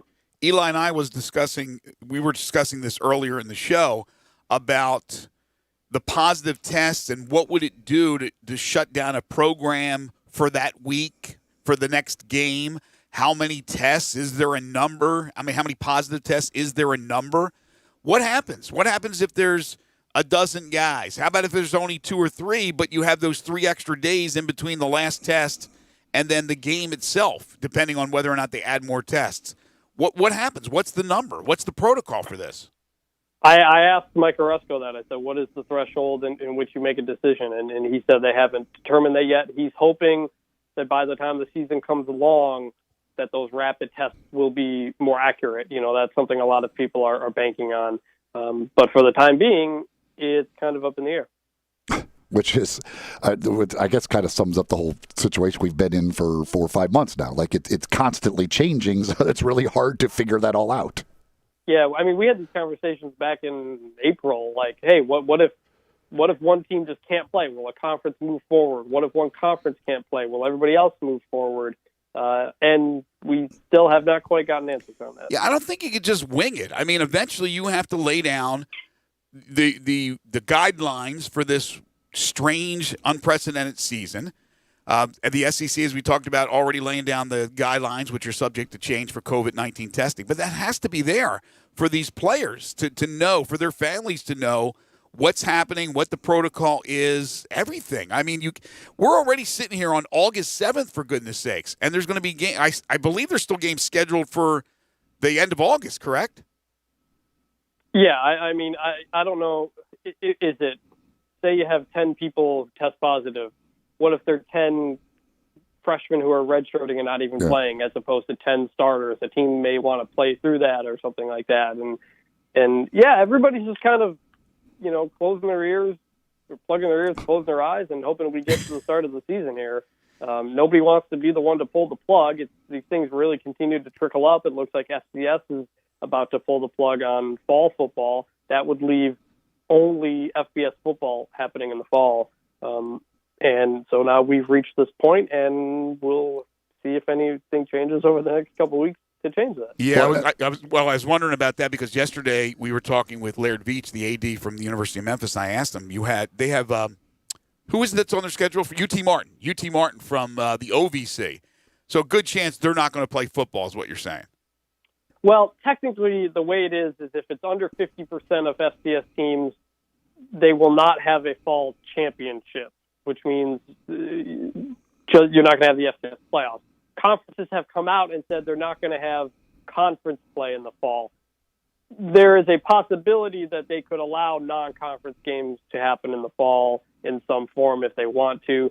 I have yet to figure out whether or not this is allowed, because in Division II, they did pass a rule to say you can split your football season between fall and spring. And they may go, some conferences in D2 may go to that.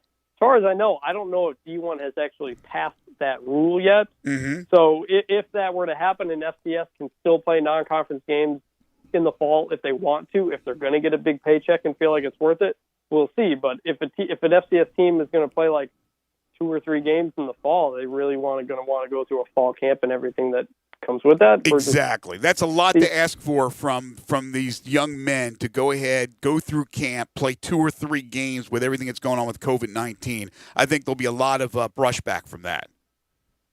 Yeah, and well, there have been, at Eastern Kentucky, there was a player who quit the team and said that they hadn't tested anybody since July 6th, and he did not feel safe with the testing going on there, and it sounds like some other Eastern Kentucky players may have as well. So, we'll see how things are. The CAA, the conference, the CAA and FCS, that's where James Madison is, they canceled fall conference play but said teams could do non-conference if they wanted to. So James Madison was going to try to do that. James Madison was going to open up camp today, they decided to put a pause on that. So everything's very fluid right now at that level. Going back to the thing of, how many positive tests shut it down for a week or whatever, I also wonder, who's making the call on that in order to say, this is too big? Because for, what if a team has 4 positive tests, but it just happens to be, their 4 quarterbacks? They don't have a quarterback for that week. Does the coach get to say, man, we can't play this game? Or how does that determine, and who's making the call whether a team can play week to week? I'm not quite sure. I assume the conference would be heavily involved in that. These test results and stuff are supposed to go above the head coaches and to the health officials at schools and stuff like that, and then inform people. So I'm not totally sure, but especially at a spot like quarterback, it sounds like some schools are keeping quarterbacks generally apart from each other during workouts and camps and stuff, because if one position group goes down in football, you're kind of in a bad spot, especially if it's like quarterback. Never a dull moment, right? Never a dull moment. And these next 3 weeks until the season starts are going to be continue to be weird. We have the schedules now, but I'm still 50-50 that we even get to the start. We'll see when regular students get back to campus. Again, keep up with everything by following Chris on Twitter at Chris Vanini. He is Chris Vanini, national college football reporter for The Athletic. Stay well, Chris. We'll talk soon. Yep, thanks for having me. Take care. Good stuff. This Memphis Sports Fact is brought to you by James Gaddis Jewelers. Did you know the Memphis Tigers' first football season was way back in 1912 when they were known as the West Tennessee State Normal School? The Tigers played as an independent from 1912 through 1927. James Gaddis Jewelers, 4900 Poplar between Mendenhall and St. Elmo. The website is gaddisjewelers.com. You can call them at 901-767-9648. They are open Monday through Friday, 10 to 5, Saturday from 10 to 4, and they are closed on Sunday. They are your bridal engagement and anniversary jeweler headquarters. Been serving Memphians and Mid-Southerners for over 23 years. James is a master jeweler, certified appraiser, diamondologist, and graded by the Gemologist Institute of America. So he's been around jewels for a long time, and he will help you pick out that right one. They are full-service jewelers with 2-bench jewelers ready to serve you daily. Whether you need a battery change, whether you need a resetting, just a cleaning, they can do all that for you as well.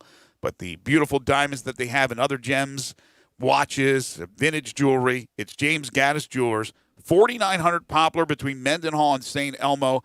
Again, the website, gaddisjewelers.com. Call them at 901-767-9648 if you have any questions. When we come back, we'll play 10 in a row. Jump on the phone lines right now at 360-8255.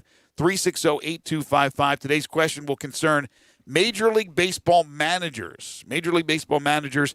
10 in a row is next. This is Sports 56 Middays. Listen online anywhere, anytime at sports56whbq.com. Hi, this is Troy Five-Ash, owner of Five-Ash Roof Services. You've heard me talk about how we offer the best products, the best warranties, and the best services for years. Now let's talk about pricing. Pricing should never be the only reason you hire a contractor, but in today's world, pricing is always a consideration. So we suggest you get 2 or 3 estimates for your roof replacement from a reputable, licensed, and insured company, and then give us a call. If we can't beat your best price for a comparable roof system by more than $100, we'll give you $100. It's that simple. We are so sure we can offer you the best price, beating all other qualified companies. We will hand you $100 if we can't, and thank you for the opportunity. So give us a call. What's the worst thing that's going to happen? Make $100? Five-Ash Roof Services, a proud supporter of Tiger Athletics and the official roofer of the Tigers home team. Five-Ash Roof Services, fair, honest, and ethical. 367-0050 or memphisroofer.com. Five-Ash Roofing, it's what we do. We're here for you. Texting enrolls you into recurring automated text messages. Message and data rates may apply. Men over 40, is your body feeling soft and not as lean? Are you losing your energy, drive, or even your passion? If so, you could be feeling the loss of growth hormone. The reality is, as early as 25, your natural production of GH begins to significantly slow down, which means you start slowing down. Well, listen to this. New GH Boost from Nugenix is the world's first and only non-prescription supplement that safely supercharges your body's GH production at night when it naturally occurs. Clinical studies show the ingredients in GH Boost can increase your body's own GH levels more than 100% in just the first 90 minutes. And right now, Nugenix is letting every man in America try a complimentary 2-week sample by texting WATCH to 231231 now. Get GH Boost and get your swagger back at the gym and in the bedroom. It's killing it at GNC, but you can only get your sample by texting WATCH to 231231. That's WATCH to 231231. Text WATCH to 231231. I want to do some bragging rights. Hey, I was just the other day overhearing a conversation with Big Mike, the manager of DeSoto Auto Sales. They've got people buying cars all over the country. North Carolina, South Carolina, Georgia, Alabama, Arkansas, Texas. People from all over the country buy cars at DeSoto Auto Sales in Olive Branch, Mississippi. Why? DeSoto Auto Sales has the most stringent car inspection in America. They get it right the first time. Quality and low mileage. Factory warranty on most vehicles. My favorite part is the people who work there. Big Mike, all the employees are professional, friendly, and go that extra mile. Expect as you walk in the door, you're treated like family. DeSoto Auto Sales understands your time matters. We can help you find your dream car and get all the paperwork finished in less than an hour. Come see us at DeSoto Auto Sales and be part of our family. Have a great buying experience every time. 662-890-7184. Save now on your 2021 swimming pool at Family Leisure. Buy now at 2020 pricing and save your spot for the first installation of 2021. Patio furniture 20 to 30% off. Play gyms in stock. Beat the heat with an indoor game table or slate pool table. Pool toys and floats up to 30% off. Family Leisure, Whit Road at I-40, where family and fun come together. Family and fun come together. Now, back to Sports 56 Middays presented by FedEx. This hour is brought to you by the Window Genie. Here once again are Greg Gaston and Eli Savoy. Welcome back, everybody. 11:27 is the time. Mentioned earlier that the Big Sky Conference has canceled football for the fall, but according to CBSSports.com, they are exploring the possibility of a spring season. How many conferences now are set to try to play in the spring? The Ivy, the Big Sky is looking into it. Are there any others? I don't know for sure who's trying to do it in the spring. Well, I know that D2 and D3 schools are going to try in the spring. Rhodes, for example, will not be playing fall football, so I think they're going to go in the spring. And then I would imagine that there'll be a number of 1AAs that end up doing that as well. Very weird, though. We were talking with Chris Vanini in our last segment. Very strange to hear that some of those conferences from the FCS, no conference play, yet they could have camps and play a few of these non-conference games because of the money. But where's the money coming from? They may have a contract, but I don't know how that's going to happen. And could you imagine you're a player and you go through camp to play 2 games? I don't see that happening. Yeah, that I don't see why anybody would even think that's even any kind of good idea. Yeah. That just seems dumb. By the way, I was confusing autonomy there, so I hope I didn't confuse you guys who are listening. Autonomy is a term that Mike Oresco, who's going to join us at 12:30, always ends up using for the Power 5 conferences, the Group of 5, and then the Autonomy 5. He always calls it for the Power 5, and I think I was giving the Autonomy 5 the credit to the Group of 5, so it gets a little confusing at times, but that's just a homage right there to Mike Oresco. It is time now for 10 in a row. Not 5, not 6, not 7, not 8, not 9, but 10 in a row. Jump on the phone lines, 360-8255. It's time for 10 in a row. Prizes today are... Today's winner of 10 in a row will get a $25 gift card to East Coast Wings and Grill and also $25 in piggy bucks to Central Barbecue. Very nice. Very nice. Went over to Central about a week ago and fantastic as always. I know it's all strange now with the restaurants, do the little takeout, but the food is always exceptional. All right, 10 in a row. Today's question has to do with baseball and current Major League Baseball managers. So the question is, top 10 most experienced current Major League Baseball managers. Now, I'm not talking about, for example, Dusty Baker 1 year because he's in his first year with the Astros. I'm talking about the overall resume of the name I give you. Does that make sense? Top 10 most experienced current Major League Baseball Total managers. years as a manager. Total years as a manager. I'm not using guys that are no longer managers. These are all managers working today. Who are the top 10 most experienced? First up on the First Bank phone line at 360-8255 is Gary. Hello, Gary. Hey, good morning, guys. Morning, Gary. Don Mattingly. Yes. Bob Melvin. No. 360-8255 is the number. Next up. Next up is Raider Corey. What's up, Corey, Raider? what's happening? Greetings and salutations, good people. That's by the way, since our conversation yesterday, that is in honor of Paul Revere and the Raiders, right? That is not the Las Vegas Raiders that you call yourself that, right? That is correct. He's been a big Paul Revere and the Raiders fan since he was a kid. Always a big Paul Revere and the Raiders fan. Let's get serious. 10 All most right. experienced Major League Baseball managers working today. Rich Renteria. No. Mike Matheny. Yes. Ron Gardenhire. Yes. Joe Madden. Yes. Aaron Boone. Yes. 360-8255. About halfway through list 2. Who's next? Next up, and we do have a couple of open lines. Folks can jump on there. Again, 360-8255. Next up is Joe. Hello, Joe. Hey, Joe. Hey, guys. All right, Don Mattingly. Yeah. Bob Melvin. Yeah. Mike Schilt. No. Dave Martinez. No. Dave Roberts. Yeah. 360-8255. 10 most experienced Major League Baseball managers working today. 360-8255. Next up on the First Bank phone lines is Bill. Hello, Bill. Hey, guys. Hey, Bill. Rich Renteria. No. Mike Matheny. Yes. Ron Gardenhire. Yes. Joe Madden. No. 360-8255 is the number. Next up, we go to Ray. Hello, Ray. Hey, Ray. Hey, how's it going, guys? Good. Going well, thank you. Don Mattingly. Yes. Bob Melvin. Yes. Mike Schilt.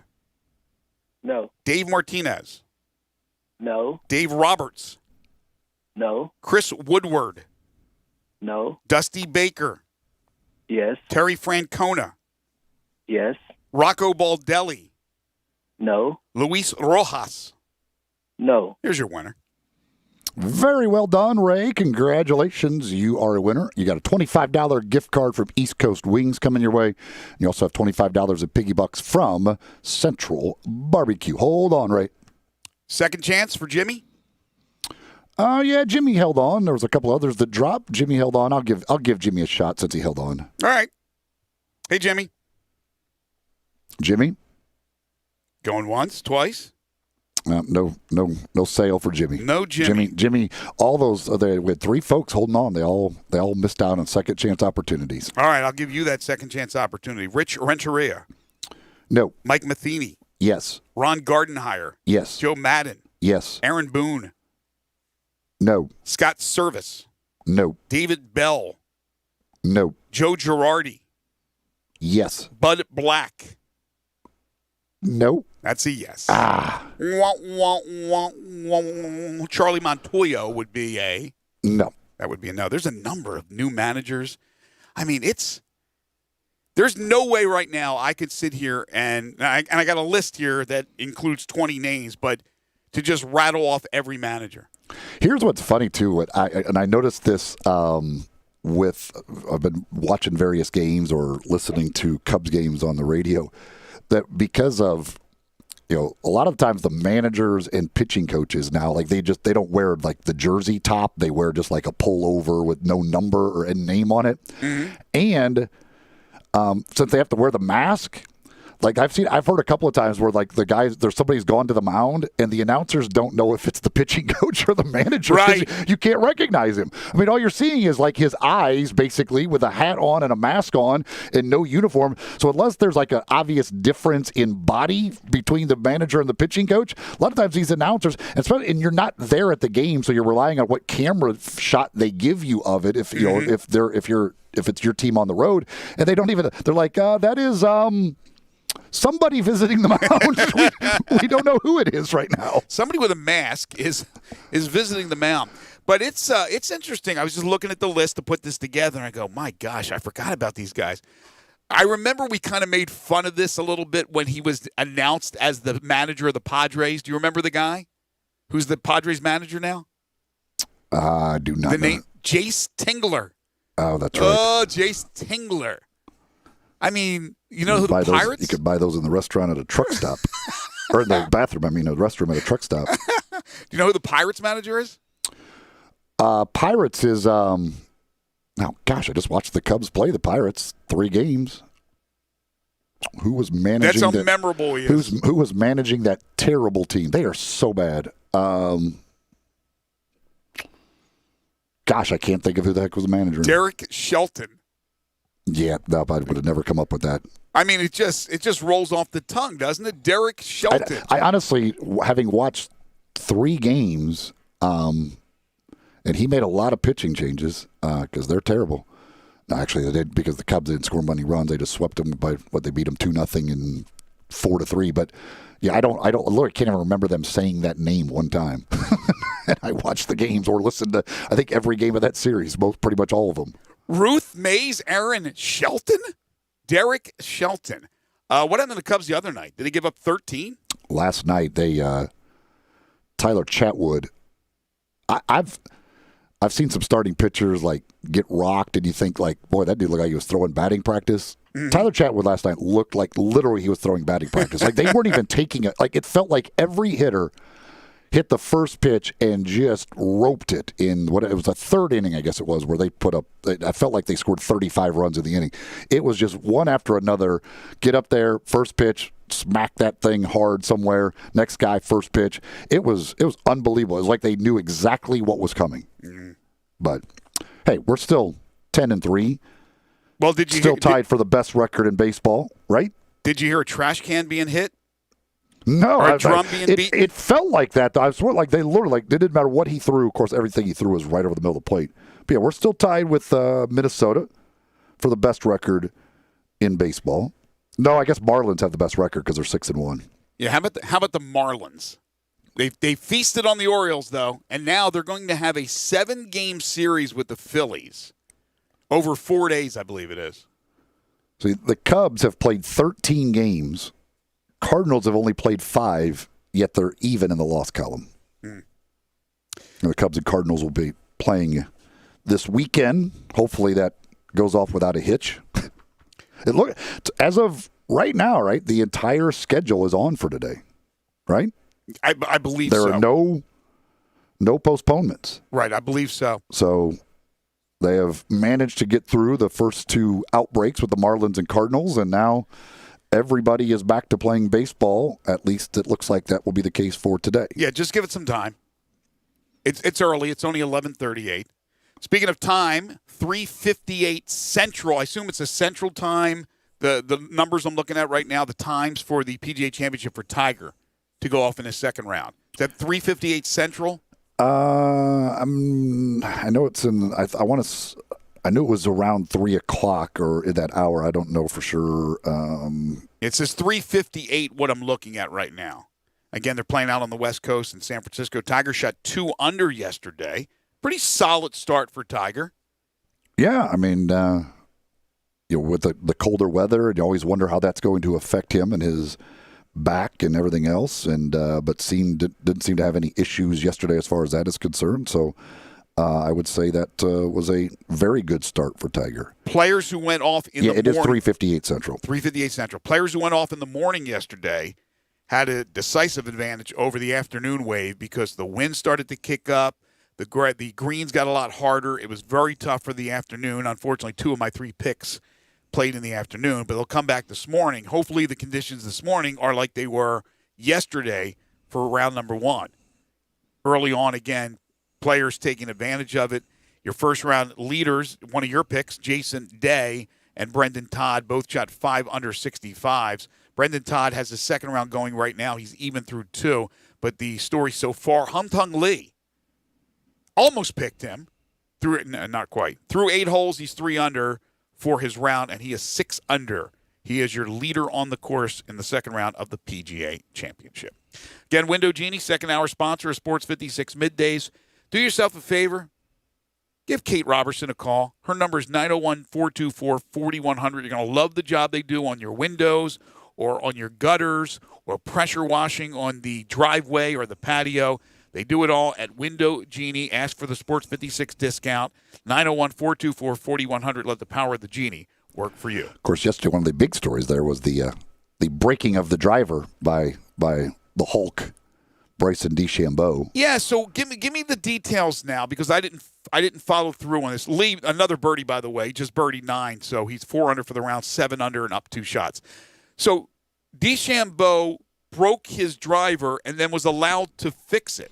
Yes, because it just broke hitting a shot. He hit a shot.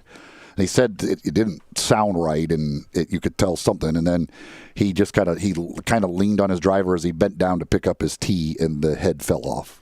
So as long as you don't break your club in anger, you can replace it. It's only if you slam the ground because you hit a bad shot and your club breaks, well, then you're screwed. Then you got to just play without that club for the rest of the day. But if your club just breaks not in an act of anger, then it's not something you intentionally did, then you can replace that. So they were able to get a new shaft. To the next hole was a par 3 anyways. They didn't need it, and then they were able to. He carries some extra shafts with him, and so they were able to go get him a new shaft to. And with with drivers today, it's easy to everything's kind of. You unscrew it and you put the new shaft in there, and he was ready to go for the rest of the round. So what happens if you kind of slam it after a bad shot?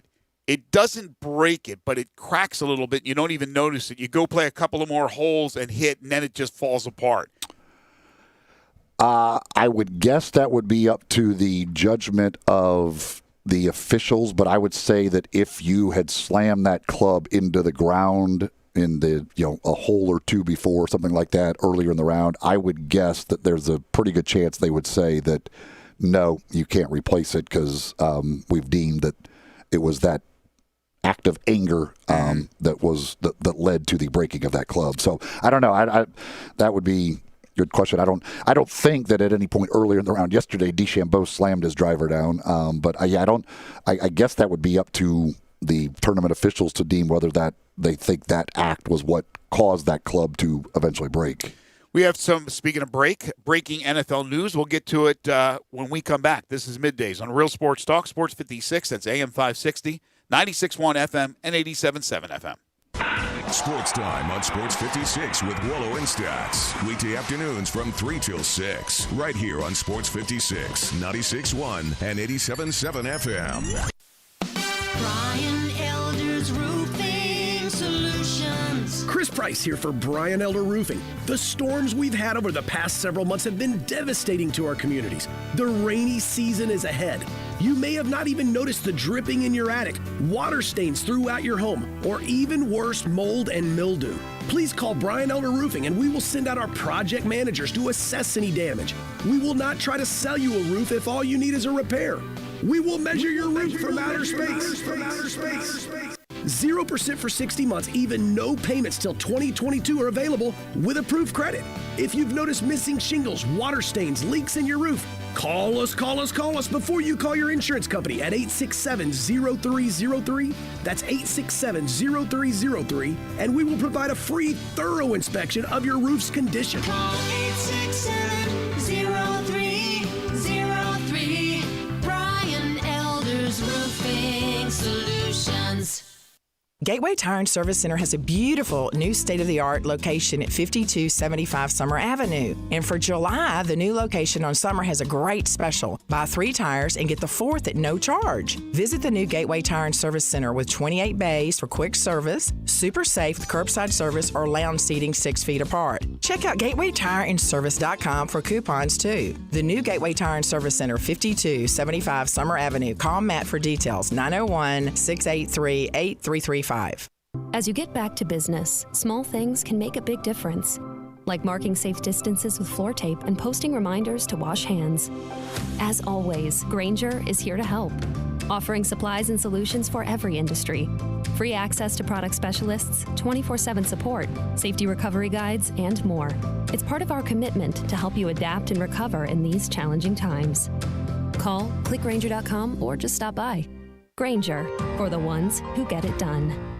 Even in times like these, special occasions happen. And when an occasion calls for special, it calls for 117 Prime, Memphis's premier downtown dining destination. From the spectacular 36-ounce porterhouse, paired with a Ferrari Carano Cabernet, to the jumbo lump crab cakes, to the raw bar with oysters fresh off the boat from the Gulf and the East Coast, there is simply no finer dining experience in Memphis than 117 Prime, in the heart of downtown. These are complicated times, but if you want simply the best, you want 117 Prime. We are real sports talk. Sports 56, 96.1, and 87.7. Available on your radio dial at 560 AM, 96.1 FM, and 87.7 FM. As well as online around the world at sports56whbq.com. Take us with you everywhere on your phone or tablet by downloading the Sports 56 app. And at home, tell Google or Alexa to play Sports 56. Wherever you are, stay tuned to real sports talk. Sports 56, 96.1, and 87.7.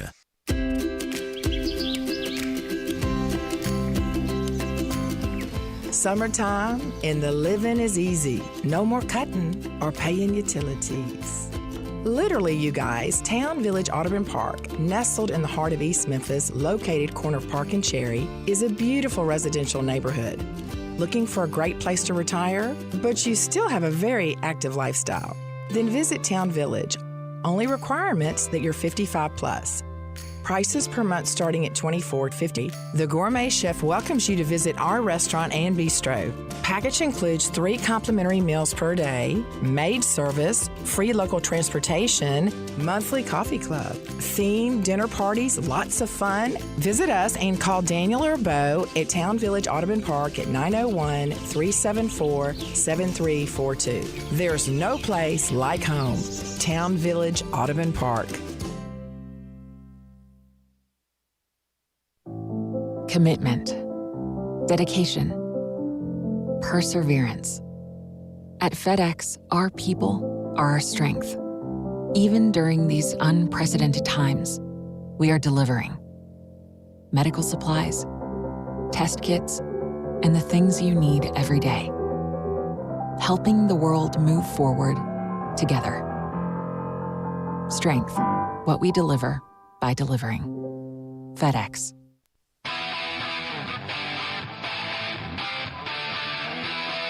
Now, back to Sports 56 Middays delivered by FedEx. This hour is brought to you by the Window Genie. Here once again are Greg Gaston and Eli Savoy. Some NFL news, according to Pat Leonard, who is the New York Giants beat writer for the New York Daily News. Giants cornerback DeAndre Baker has been charged with 4 counts of robbery with a firearm. That's per Broward State Attorney Mike Satz. This happened down in Florida. If convicted, the punishment for robbery with a firearm is a mandatory minimum of 10 years and up to life in state prison. What were those guys thinking? They weren't, right? If he actually did this, I am dumbfounded. Your whole career down the drain. Like that is how you could be that dumb. I don't know. Again, he is innocent till proven guilty, but I just can't. You would like to think somebody can't be that dumb. No, there's dumb criminals. There's certainly dumb criminals. You got a job that's paying you would pay you millions of dollars, and you give that up to rob. So it's just amazing to me that you could be that, to make that bad of a decision. Yeah, it's almost like a power play. Just hey, look, I'm an NFL player. I'm this guy. Boom. I'm gonna take what I think is mine, or whatever the case may be. Again, alleged, but there were a lot of people there that first said this happened, then they retracted, and then they got in trouble for retracting because they were lying. So a lot going on with that. Also from the NFL, the Titans and Vic Beasley are finally on the same page, as Beasley has reported, and he starts COVID-19 testing. But Vic Beasley, one of their big free agent signings in the offseason, has finally arrived for Mike Vrabel and company in Nashville. I believe the final number of opt-outs for the NFL was 69. 69. Okay. I believe that's what I saw was their final number for the opt-outs. Also, the XFL sale to the team spearheaded by The Rock, the group, has been approved. I know there was some question on whether or not it would happen because they got it for so cheap, to be honest with you. But they got it. It's approved. And now we'll see what the plans are for the future with the resurrection of the XFL, which was going along pretty, I don't want to say swimmingly, but not bad until the whole world was uprooted by COVID-19. It is funny because it does feel like this is like an episode of Ballers. Yes, he's playing out the role he played in Ballers. Like you could easily have seen this as a storyline on that show, like that he goes and they wouldn't allow him to buy the NFL team, and then he ends up buying the entire XFL league. Like you could certainly have seen that being a storyline.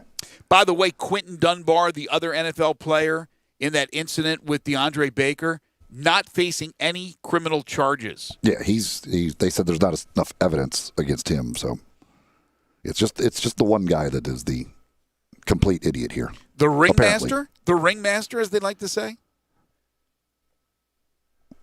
I don't know if he's the ringmaster. He's just the dumb one that got caught with enough evidence, I guess. I mean, I don't know. I don't know what either Dunbar was smart enough to not do it, or at least smart enough not to get caught doing it. Right. I mean, I don't, whatever, but DeAndre Baker is just, if he did this, is a moron. According to multiple sources, the Missouri Valley Football Conference is going to be canceled for the fall season. That news will come down today, according to reports that are out there. They say that the hope is that enough conferences are able to create a spring season that an FCS playoff can be held. So are they to the 50% level yet? I have no idea. Did that apply for FCS, or does that just for Division II and Division III, the whole 50% thing? Well, I would assume they're over 50% of their conferences now, given the fact that Missouri Valley, the Big Sky, and I think the Colonial are their biggest conferences. Mm-hmm. And I know there's OVC hasn't announced yet. They haven't announced yet, but if you have all of these other big conferences announcing, you would assume that they're going to move that direction as well. The Pioneer Football League, according to Chris Vanini, who was just on with us, announces it will not play conference football games this fall. He says the 50% threshold to hold the FCS playoffs this year is teetering. Oh, okay. Is teetering. So I figure it's got to be getting very, very close. Yeah, I think there's a good chance. I don't know how many conferences there are in FCS, but it's quite a few. It seems like there's a lot that aren't playing. I think they'll all go that way. I just believe, and I still think it's strange to ask your football players, your student athletes, to come on campus, practice, and then we'll play a couple of non-conference games, because that is strictly money. I mean, that's pretty obviously money. And we understand, because they need the money to keep the team afloat, to keep the athletic department afloat. But then where's that money coming from? If games have been canceled during COVID-19 and no fans were expected to be there, I don't know if there's going to be probably some legal ramblings, I would imagine, but I think that it may not be full amounts that will be given to those schools. So I can understand where they want the money, and it makes an awful lot of sense what Vanini said with us, that the American Conference certainly wants to have the full schedule so they can try to get some of that money back for some of the schools who were bye opponents for bigger schools in Power 5 conferences. And then the situation with Memphis. Now, Memphis wasn't a bye game, right? They don't do that. Was Purdue going to return the favor, or was it simply a one-game deal? No, this was Memphis was supposed to get $750,000. See, that never happens with Memphis. So now I can't even remember that happening before. But so now we'll see what happens with that money. But I don't see how the OVC will play, which will mean UT Martin will bail out, right? Unless, again, they do that weird thing of having practices and playing a couple of non-conference games. I don't see that happening. This thing I'm looking at here from Football Scoop, if the Missouri Valley Conference decided not to play, that would be 9 of the 13 conferences in FCS are not playing. Yeah, I think we're going down that road where FCS is going to have a spring league, have a playoff in the spring, and do all that. And I think the talk of having a couple of games now for the fall out of conference, I don't see that happening. I understand the money situation, but I don't see it happening. So, again, with Memphis, they'll lose, if this happens, UT Martin, which means they'll be down to 10 games. 8 conference games, 2 non-conference games. Who else is on their schedule? Texas San Antonio on the road. Do they have South Alabama again? No, Arkansas State. That's right, the opener. So September 5th, and that's the game. The game plan is that one to be the first game. I think Arkansas State, the Sun Belt, had already announced that they're going their full schedule. You'd like to say, game on, right? And that's the hope. But it's less than a month from now, and with things changing every second, who knows? Oh, with camp opening up today for the Tigers, I mean, this is the next couple of weeks going to be very, very big to see what happens now that you actually got guys out on the field, right? Playing, you're practicing contact. Once that you get contact and everything else, how does it? What kind of positive tests do we get and things? So, as these all start opening up camp, it's going to be a lot hanging in the balance of how things will go. And I imagine that the Arkansas State Red Wolves have also opened up practice today. Good chance. If not today, it's happening here in the next day or so because they're on the countdown as well, like the Tigers are to that opening game on the 5th.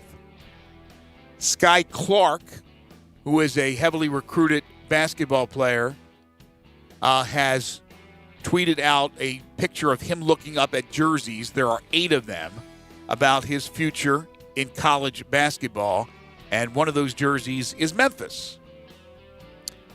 Trying to figure out all the other ones. North Carolina, Kentucky, Michigan, UCLA, Oregon, USC. Is this Tennessee State? Yeah, Tennessee State. Also there. 4 different shades of blue, by the way. 5 different shades of blue. I know we got a lot of shades of blue, but interesting looking at all the blue jerseys that are up there, but Memphis is among them. When we come back, hour 3, our 5 favorite songs. Topic today is woman or women. Need to be in the title of your song, one or the other. You can text in your lists via the First Bank text line at 67129. If you are watching us live, you can message us with your lists at Sports 56 WHBQ on Twitter, Facebook, YouTube, Periscope, and Instagram. And then at 12:30, the Commissioner of the American, Mike Oresco. This is Middays on Real Sports Talk, Sports 56, 96.1 and 87.7.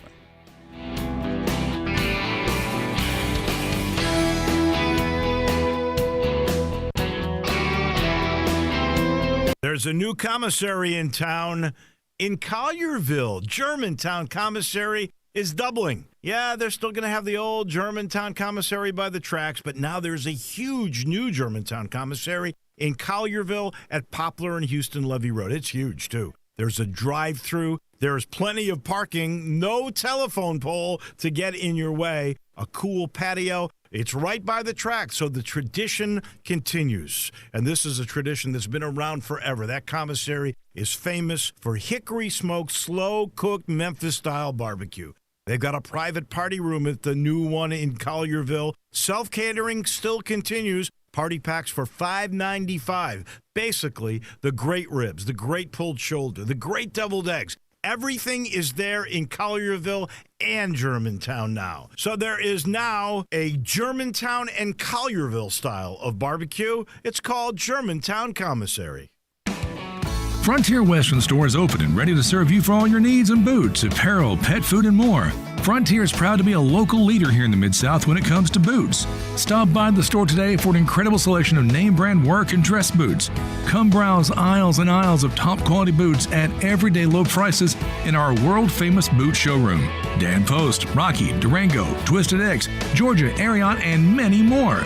There are so many styles, colors, and fits available, you might need a hand picking out your favorites. Luckily, Frontier's knowledgeable sales staff will cheerfully assist you with any questions you have and ensure the proper fit of your new boots. Frontier also has an amazing selection of jeans and shirts by Wrangler, Ariat, and Carhartt, as well as a fully stocked women's boutique department with thousands of tops and dresses at unbelievable prices. New arrivals often. Frontier Western Store, 5880 Gilman Road in Olive Branch, and on the web at frontierwesternstore.com. Family owned and operated since 1967. As you get back to business, small things can make a big difference, like marking safe distances with floor tape and posting reminders to wash hands. As always, Grainger is here to help, offering supplies and solutions for every industry. Free access to product specialists, 24/7 support, safety recovery guides, and more. It's part of our commitment to help you adapt and recover in these challenging times. Call, click Grainger.com, or just stop by. Grainger, for the ones who get it done. Chad Gatlin is your Mid-South Farmers agent, and he's easy to find. Just go to memphisfarmers.com to get a fast quote or call his office at 901-237-1176. And during this wild time we're all facing, know Chad has you covered. Whether you need to file a claim, get a quote, or just talk about what he can do to give you the absolute best coverage at the best price. Chad is a Memphis man and knows the area and that everyone is different, and he will work to make sure you have everything you need and nothing you don't. Get a fast quote at memphisfarmers.com or call 901-235-1176. At Jason's Deli, you can stuff yourself full of great deli food that's healthy, fresh, and best of all, it's not expensive. Jason's Deli is all about choice. Whether you're looking for a gluten-free menu, vegetarian sandwiches, healthy kids' meals, or if you'd like to invent your sandwich via the build-your-own selections, Jason's Deli has you covered. And they only use fresh, wholesome ingredients. Choose from the club and specialty sandwiches, paninis, wraps, soups, salads, pastas, and much more.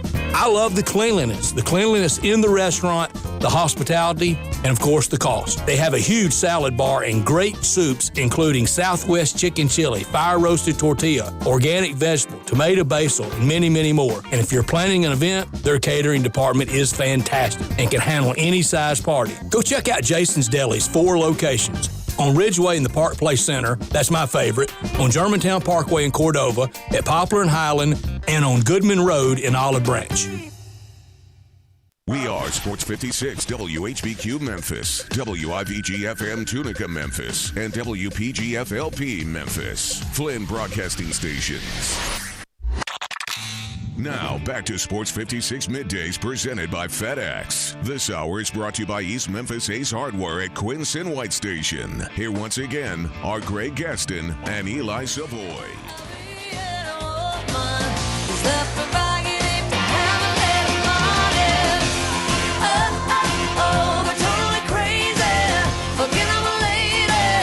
Welcome back, everybody. 12:03 the time. Hour number 3 of the program, our final hour today, our final hour this week. Little Shania Twain to get you ready. Zeke dancing in the background there is just perfect stuff. It's a nice visual with his mask on, staying socially distanced from Gabe Kuhn. The 2 biggest guys who work in the building dancing to Shania Twain Feel Like a Woman is probably the greatest thing you could ever come up with. Oh, gosh. Catchy tune, but a better video. Boy, Shania Twain in her prime. Woo! My gosh. Hour 3, as I mentioned, Sports 56 Middays. You're all about the Canadians today. Man, I am. I'm on a Hab kick today. You're going to jam out to some Bieber on the way home. Of course, you do that every day.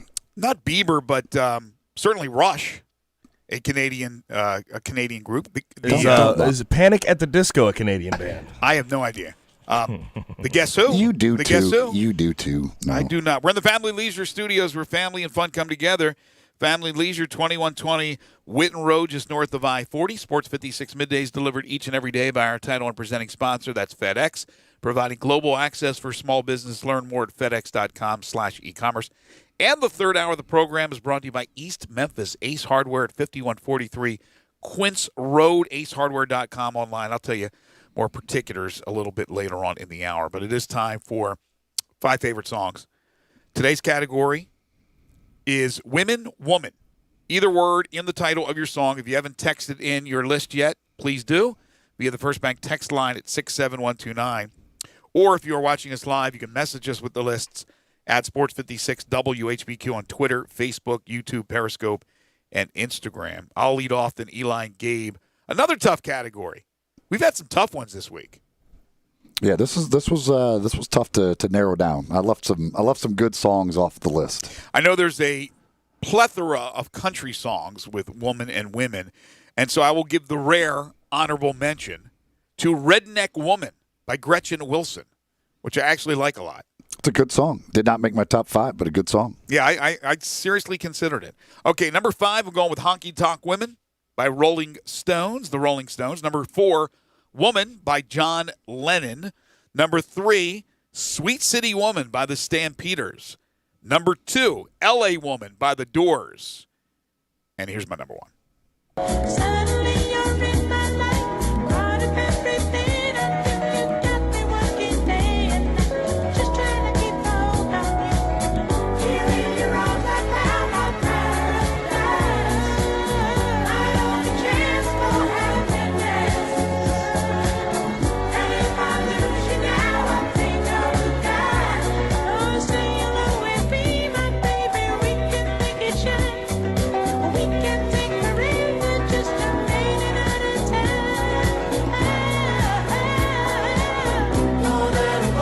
From the Saturday Night Fever soundtrack, the Bee Gees, More Than a Woman, my number 1.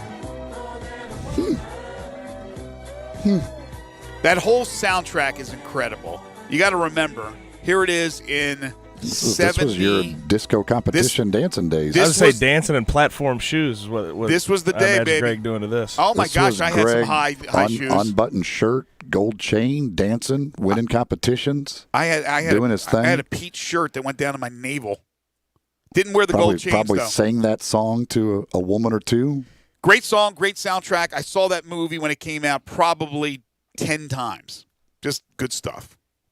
John Travolta, Saturday Night Fever, and of course the Bee Gees. Man, the Bee Gees are incredible.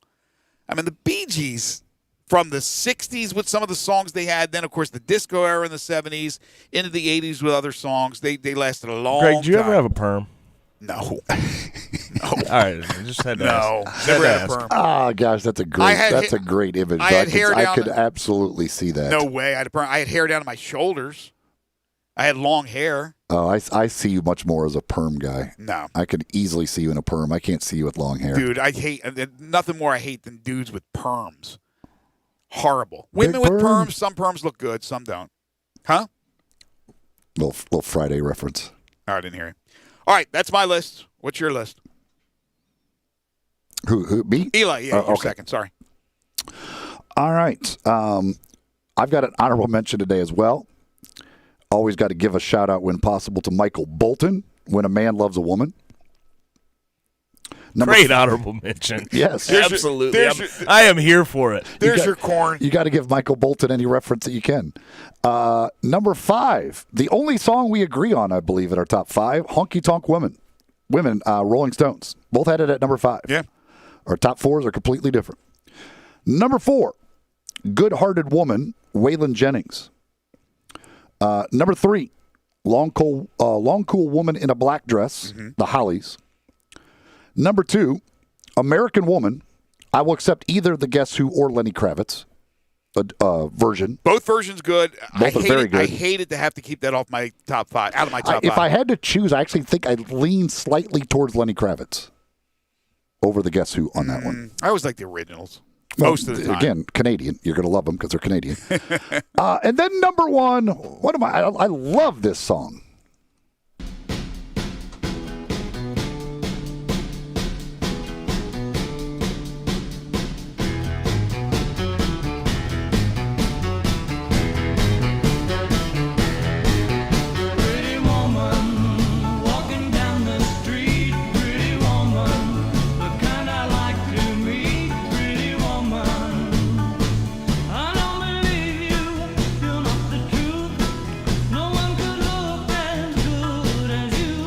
Roy Orbison, Pretty Woman, number 1 for me. Yeah, I hated Fantastic song. I hated to have to keep this one off my list, but How old is this song? Ooh. This pre-70s? I was going to say 60s. Yeah, this seems like a 60s. if it was probably late 60s, right? Let me look that up. I mean, Orbison, then he became a part of the Traveling Wilburys. What a career. Just a weird-looking dude, but, man, so talented. What's weird? He was weird-looking. Also a fantastic movie, too.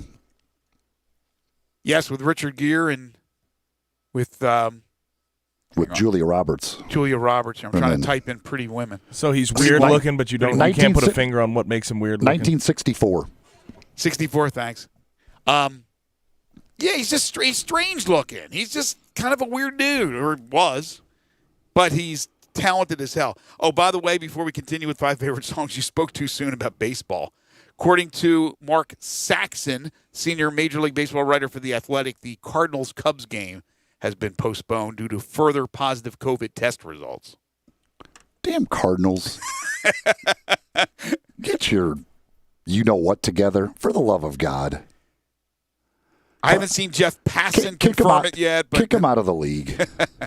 Take it easy. But if it is true that they were at a casino, if it's true that they were not abiding by protocol, then yeah, honestly, I wouldn't even. I'm a huge Cardinals fan, but you could kick them out of the league. But again, no evidence that they were No at evidence, a casino. no evidence. No visual proof. A lot of talk though. Well, they're lucky there's going to be primetime golf on tonight, because now that they've taken away my viewing of baseball, I'm not. They're lucky. Again, one person's report hasn't been confirmed by the big boys, but he's pretty much a big boy, so I would think he's right. Haven't heard from Bob Nightingale or Jeff Passan yet. So I wonder how many new positive cases, or what exactly that is. I just think they're waiting for just more test results. So I don't know. Well, they shouldn't be. I mean, they got the okay to get out of Milwaukee and all that stuff. So unless they had new positives, because that was the whole thing. Further They had to, positive COVID test results. So maybe somebody came down with some symptoms. They tested again. By the way, anytime you can get out of Milwaukee, you get out of Milwaukee. All right, Gabe. My turn, huh? Let's do it. Kidding about Milwaukee, all you Milwaukee people out there. no, you were very accurate. My honorable mention today, you heard it coming back from the break, you feel like a woman. Yes. Shania. Yes, absolutely. Let's do it. 5, long, cool woman in a black dress, the Hollies. 4, of course, I had to get my Bob Marley on there, No Woman, No Cry. That one, that was tough to leave off. It was close. For I would hope. I'm surprised none of y'all, you guys have any Santana music at all. I really wanted to put Santana on here as well. Black Magic Woman by Yes. Santana at number 3 for me. Yeah, I mean, I considered it. Those two songs, two songs right there were probably the next two on my list. But there was a lot of good songs that I left off this list. I'll be honest with you, Santana. They're okay. Mr. Bee Gees. Mr. Bee Gees. Yeah, man. Telling I'm me talking real music. Better Right. better Santana, the Santana the musician, or Tito Santana the wrestler? 2, I went American Woman. I went the Guess Who version. And here is my number 1.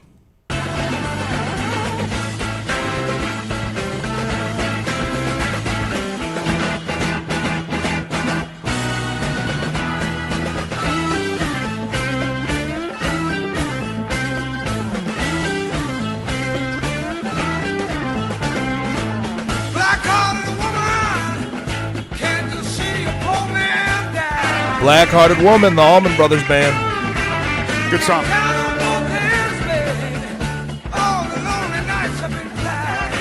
Good tune. Another good category. All right. What have our listeners said about women or woman as the topic today? What do you got, Eli? All right. Let's see here. We start Rainy Day Women, number 12 and 35, Bob Dylan, which was one of those songs that I forever never knew what the title of the actual song was, and I still don't understand the title of that song. But that is a good choice, and that was one I wanted to get on my list but couldn't.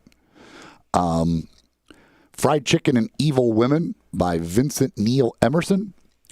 Woman by Peter and Gordon. When You're in Love with a Beautiful Woman, Dr. Hook. Yes. Honorable mention to I'm Every Woman Shaka Khan, or the cover version by Whitney Houston?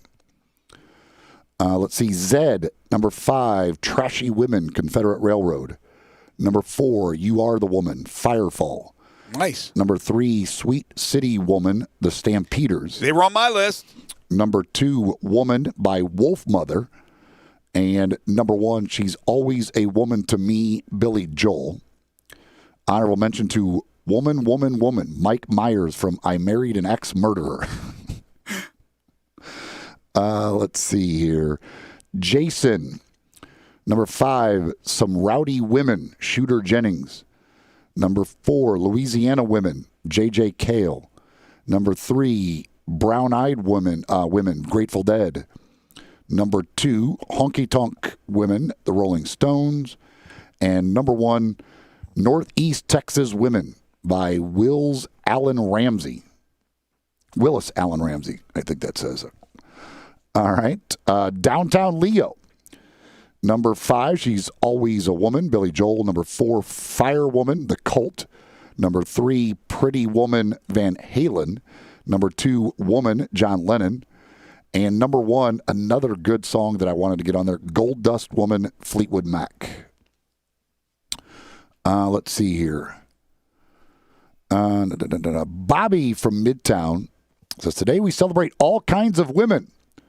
Number 5, Crack-Headed Woman by Big Jack Johnson. Number 4, Bow-Legged Woman by Joe Louis Walker. Number 3, Cross-Eyed Woman by Michael Burks. Number 2, Big-Legged Woman by Freddie King. And number 1, Short Dress Woman by Muddy Waters. Let's see here. Number 5, Evil Woman by ELO. Mm-hmm. Number 4, Woman by the James Gang. Number 3, Women by Foreigner. Number 2, Good Man, Good Woman by Bonnie Raitt and Delbert McClinton. And number 1, Honky Tonk Women, The Rolling Stones. Dun, dun, dun, dun. Let's see here. Got to get... This is Nico's list here. I got to get this all in order. Honorable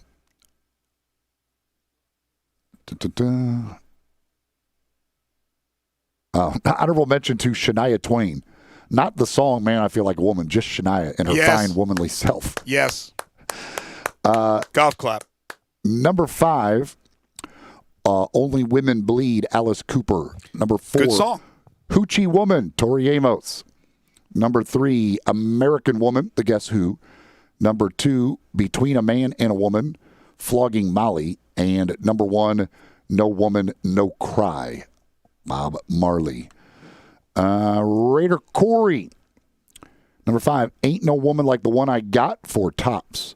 American Woman, Lenny Kravitz version at number 4. Number 3, When a Man Loves a Woman, Percy Sledge. Number 2, I'm Every Woman, Shaka Khan.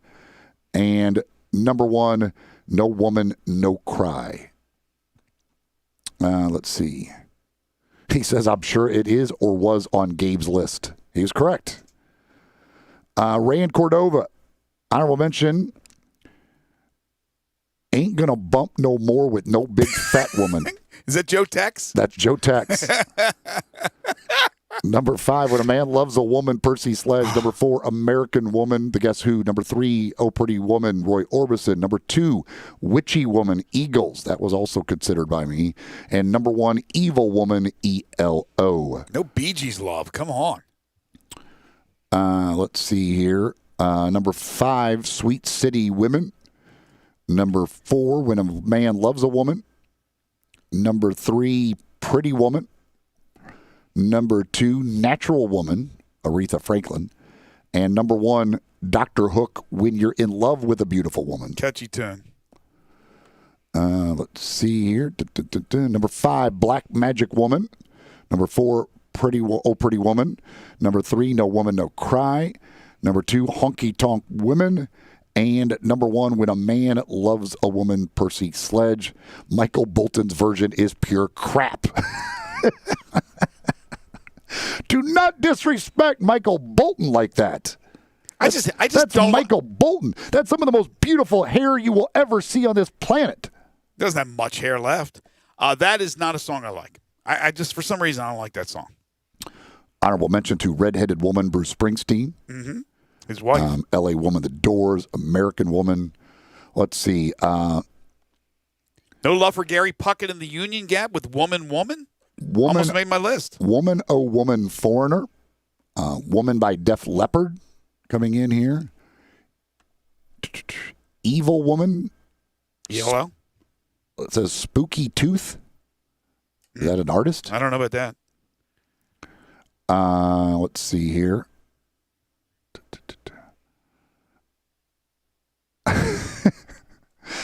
So he says, anyone who actually likes Bolton's schlocky, overwrought version of When a Man Loves a Woman has given up his right to ever criticize anybody else's picks. You stepped in it today, buddy. But believe me, when I do the honorable mention, it is not about liking the song. The honorable mentions my honorable mentions are in jest normally. Wait, you have man love for Michael Bolton. You just mentioned it. You just said it. So that wasn't a joke. You're serious. You love Bolton. You get the Bolton posters up on your wall at home. I will say this. I am jealous of his hair that he once had. You're jealous of anybody's hair. Exactly. But he is some of the finest. Somebody says Jet City Woman by Queensryche. Let's see on Facebook here. John, Gold Dust Woman by Waylon Jennings. When a Man Loves a Woman, Percy Sledge. Black Magic Woman, American Woman by the Guess Who. And Warm Beer and Cold Women by Tom Waits. Billy on Facebook, The Woman With You, Kenny Chesney. Louisiana Woman, Mississippi Man, Conway Twitty and Loretta Lynn. It's a good song. Number 3, Woman, Amen, Dierks Bentley. Number 2, Waiting on a Woman, Brad Paisley and Andy Griffith. Wow. That's a good song. That's a really good song, too. That was another one that got heavy consideration.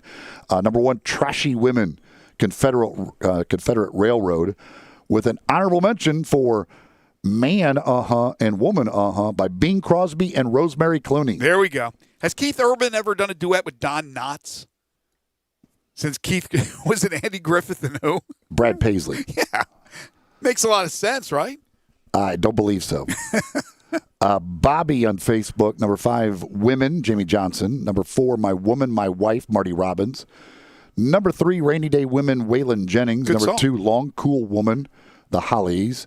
When a Man Loves a Woman, Percy Sledge. Honorable mention, The Woman on Your Arm, Lawrence Welk. There you go. Bobby says, by the way, Tito is the better Santana. Let's see here. Memphis Women and Chicken by T. Graham Brown. John has an honorable mention to You Are the Woman I've Always Dreamed of by Firefall. Nice song. Nice song. Somebody says, let's see,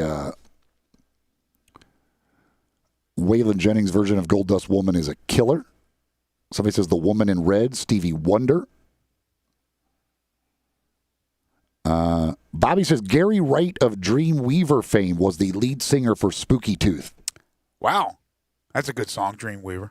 We ever do Dreams? Have we done Dreams? We have done Dreams. So if we do Weavers. if you didn't do it then, I'm not sure you're going to do it now. Let's see here.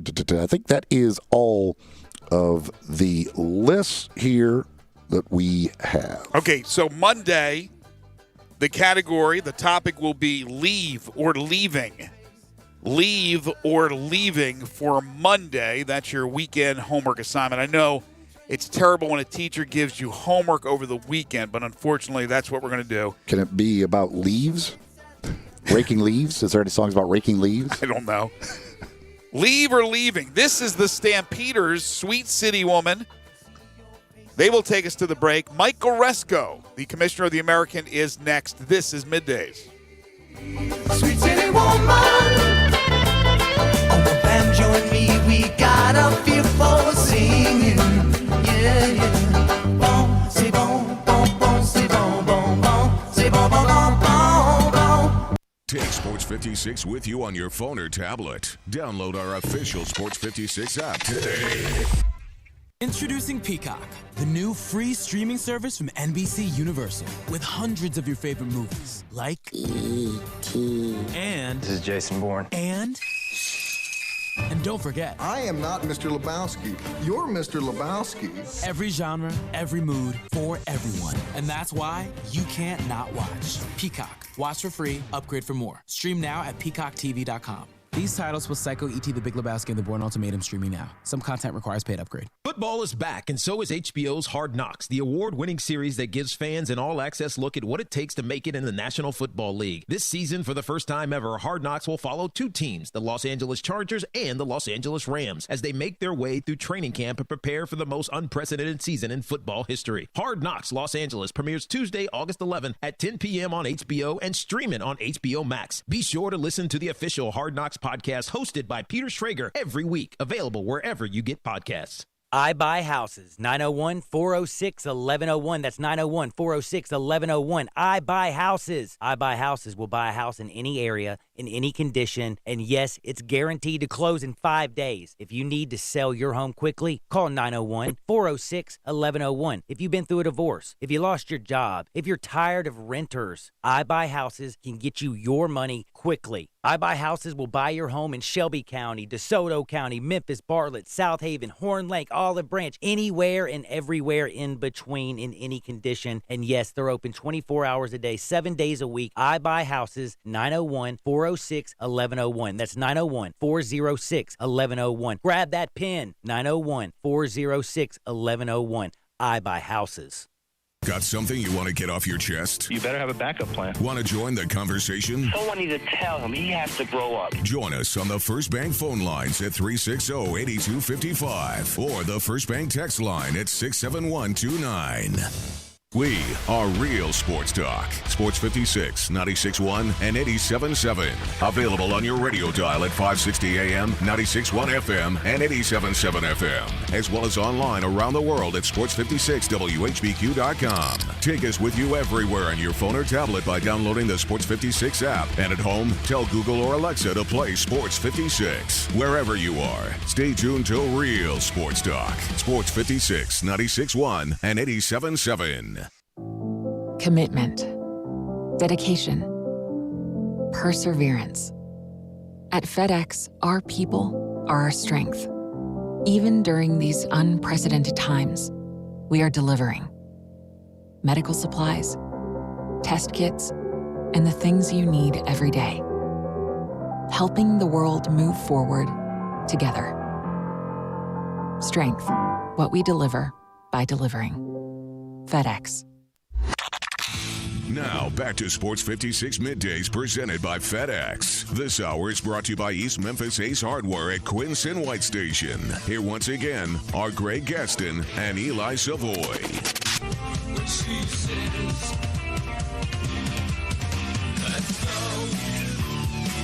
I mentioned earlier the Utah Jazz are sitting 4 starters in their game today against the Spurs, which really hurts the Grizzlies. You know, the assumption being the Spurs will win this game. The Jazz starting 5, George Niang, Mae Oni, Ed Davis, Joe Ingles, and Emmanuel Mudiay.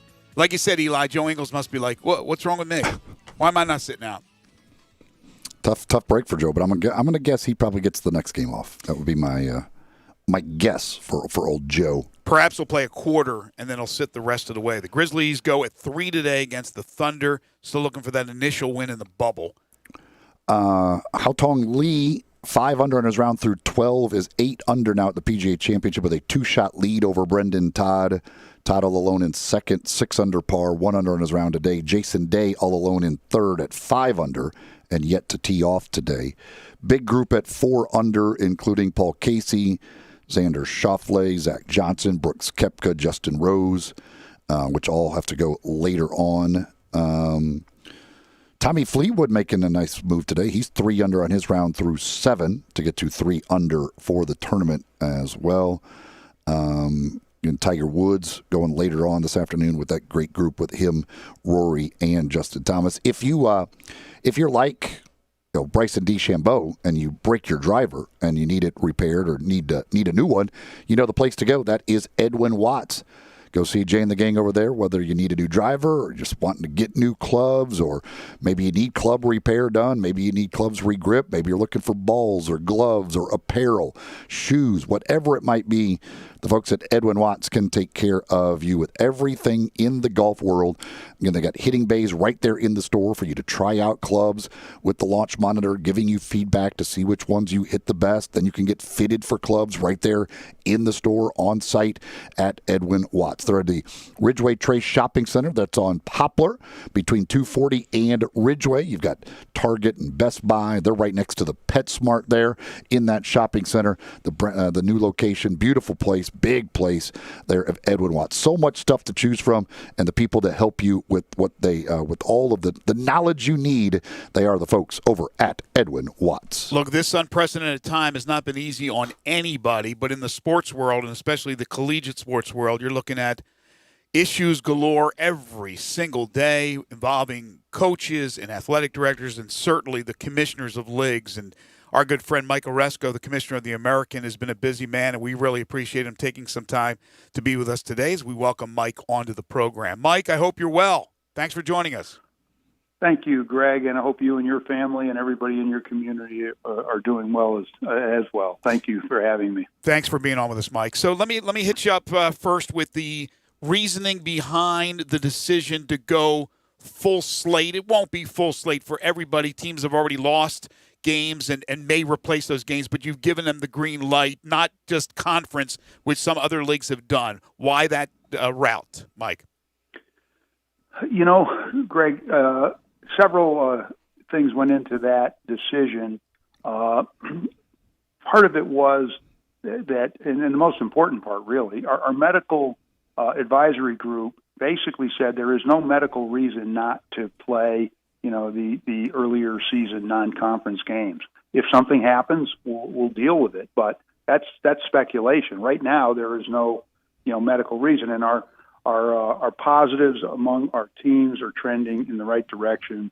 6 of our 11 teams over the last testing period had no positives.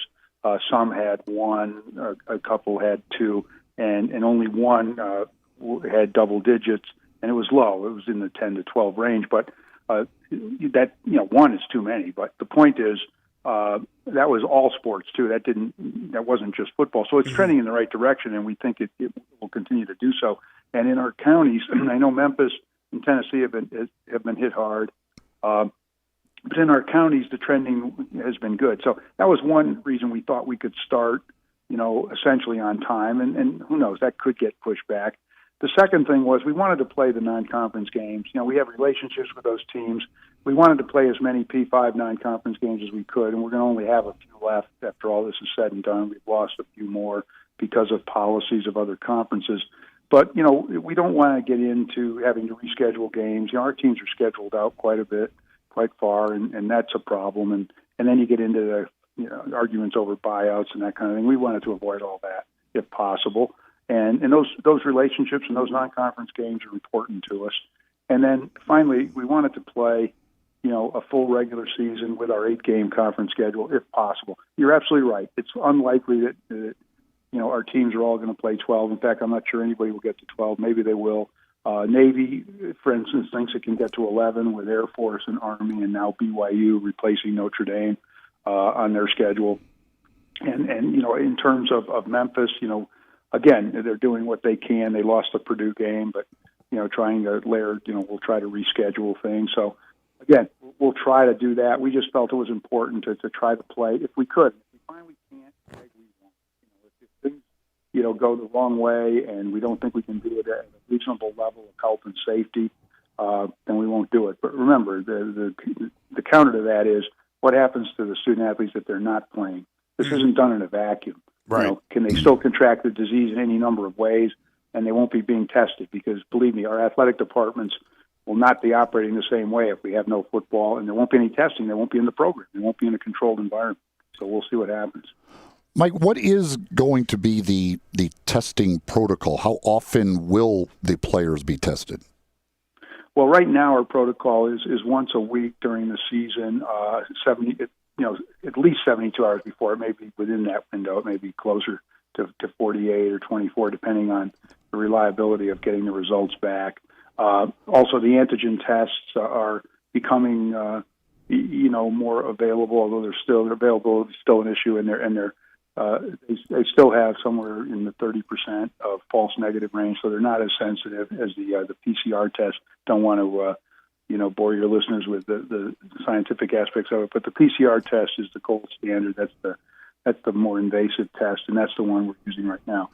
Could we go to 2 a week? Possibly. Some of the P5 conferences are doing that, and so we've always said we wanted to do what they do, and so we'll talk to our ADs about that. And some of it's going to just be availability, and we'll absorb the cost because it's critical. You have to do it, and you just can't let costs get in the way. Now, granted, some of the FCS conferences and some of the smaller Division 2 and 3 costs were an issue. They just couldn't afford it. They just couldn't do it, and if you can't do it, you can't do it. But we're a healthy conference in many respects. Certainly financially we are, and we'll be able to do that. So testing is still, the number each week is still up in the air, but the other possibility, too, is combining the PCR with the antigen test, just to give you a test closer to the game itself. That's something we're looking at. We haven't mandated that at this point. But taking a look at all those things, our medical group, by the way, is outstanding. And, we think that, they have provided just outstanding counsel. We think our protocols are as good or better than any other conferences. We think they are probably stricter in some respects than the so-called A5. Darryl Turner, your associate AD for sports medicine, is one of our members. We have a number of physicians, and then we have some other people, trainers and others on a group. Every school is represented. Mike, having the television background that you do at ESPN, CBS Sports, from a network standpoint, is there going to be games that you believe now for your conference that may be moved into more primetime slots, more national television because of the fact that the other leagues, not all of them, but some of the leagues have pushed back the start of their seasons? There's no question that might be the case, and that's not the reason we're doing what we're doing. Right. We're not trying to take advantage, of better time slots. But, yeah, that's likely to happen, Greg. In fact, it already has with BYU Navy. BYU Navy will be played on Labor Day night. That is the prime spot that weekend, opening weekend for ESPN. We had it last year with Houston, Oklahoma. That's a real tribute to this league and what they've accomplished. But, yes, there'll be some other opportunities perhaps that we didn't have before. We're working with ESPN. Some of our Thursday, Fridays might get moved, too, because ESPN's got commitments now regarding NBA and MLB and other sports that had to be moved back, as you know. So we'll work with them. We have a great working relationship with ESPN, but no, there's no question this will probably give us some better time slots if we play again, and we expect to play. Why the other conferences moved? There are a lot of reasons you move back, but our medical people didn't feel medical reasons were among them. So we'll see what happens. So, Mike, once the season rolls around and you're doing the testing, if a team has some positive tests, who in the end, who will be making the decision of whether a team is allowed to play that week or not based on the number of positive tests they have? Yeah, I and the medical advisory group will get together, and the two doctors from each team will get together, and then we'll talk to the ADs and the president of the universities, and we'll ultimately make that decision. And then the medical group is going to continue to be on call and meet all season long, and because again, it's very critical that we observe the protocols and that the medical people have a say. And again, there isn't any hard and fast standard, but we don't want to have a situation like the Marlins, obviously, and we would prefer obviously to make sure that we're being on the side of caution. You want to be extra cautious here. And again, we're learning now that there are certain protocols we weren't certain about, but now with the guidance from the CDC and from the NCAA, we find now that you can't really test your way out of a quarantine. Right. If you're quarantined, it's 14 days, and that's something that we weren't sure about, and that's why this has been a work in progress, and we have been it's been like Groundhog Day with new information each day for 5 months. You know, you go over a lot of the same things and a lot of new things, but you get new information and you process it and you see where you are. Mike Oresco joining us, the commissioner of the American. I don't think it's affected the American, but the opt-outs that have happened, I think we're up to about 21. Some big names that are projected to be high draft picks in the NFL draft next spring have opted not to play. Are you surprised in the least? No, I'm not surprised that we had some opt-outs. Certainly, if we ever had to go to the spring, we'd see wholesale opt-outs, I think, you know, with the combine and the NFL draft. I was a little surprised at some. Some are related to the coronavirus. Some don't seem to be. You know, in our league, not so much yet, but you never know what might happen. And we respect that, by the way. The scholarships of the student athletes will be honored if they decide, because of concerns about the pandemic, that they're not going to play. And we think that's absolutely the right thing to do. All our schools are doing that. We'll see, but no, it doesn't surprise me that you have some of that. And look, you know, our student athletes have said, our campuses, we've tried to stay in close touch with our student athletes. I'm doing a student advisory committee call on Monday. We've had calls with our racial equality group, and they have there's a group of 30 or 40 athletes that we do listening sessions with, and they talk about the health and safety concerns. I think our medical protocols will go a long way toward reassuring them, but I also think that 90 to 100% of them want to play, but they want to play in a safe environment, and we've got to, you know, reassure them. And I think, you know, it's up to obviously our individual campuses, our ADs and coaches, but also the conference office. And Dr. Greg Stewart, as I said, is our chair. He's absolutely phenomenal, and he and I are going to have a session, you know, with our groups. And you know, we'll see. Again, we'll answer questions. These are concerns.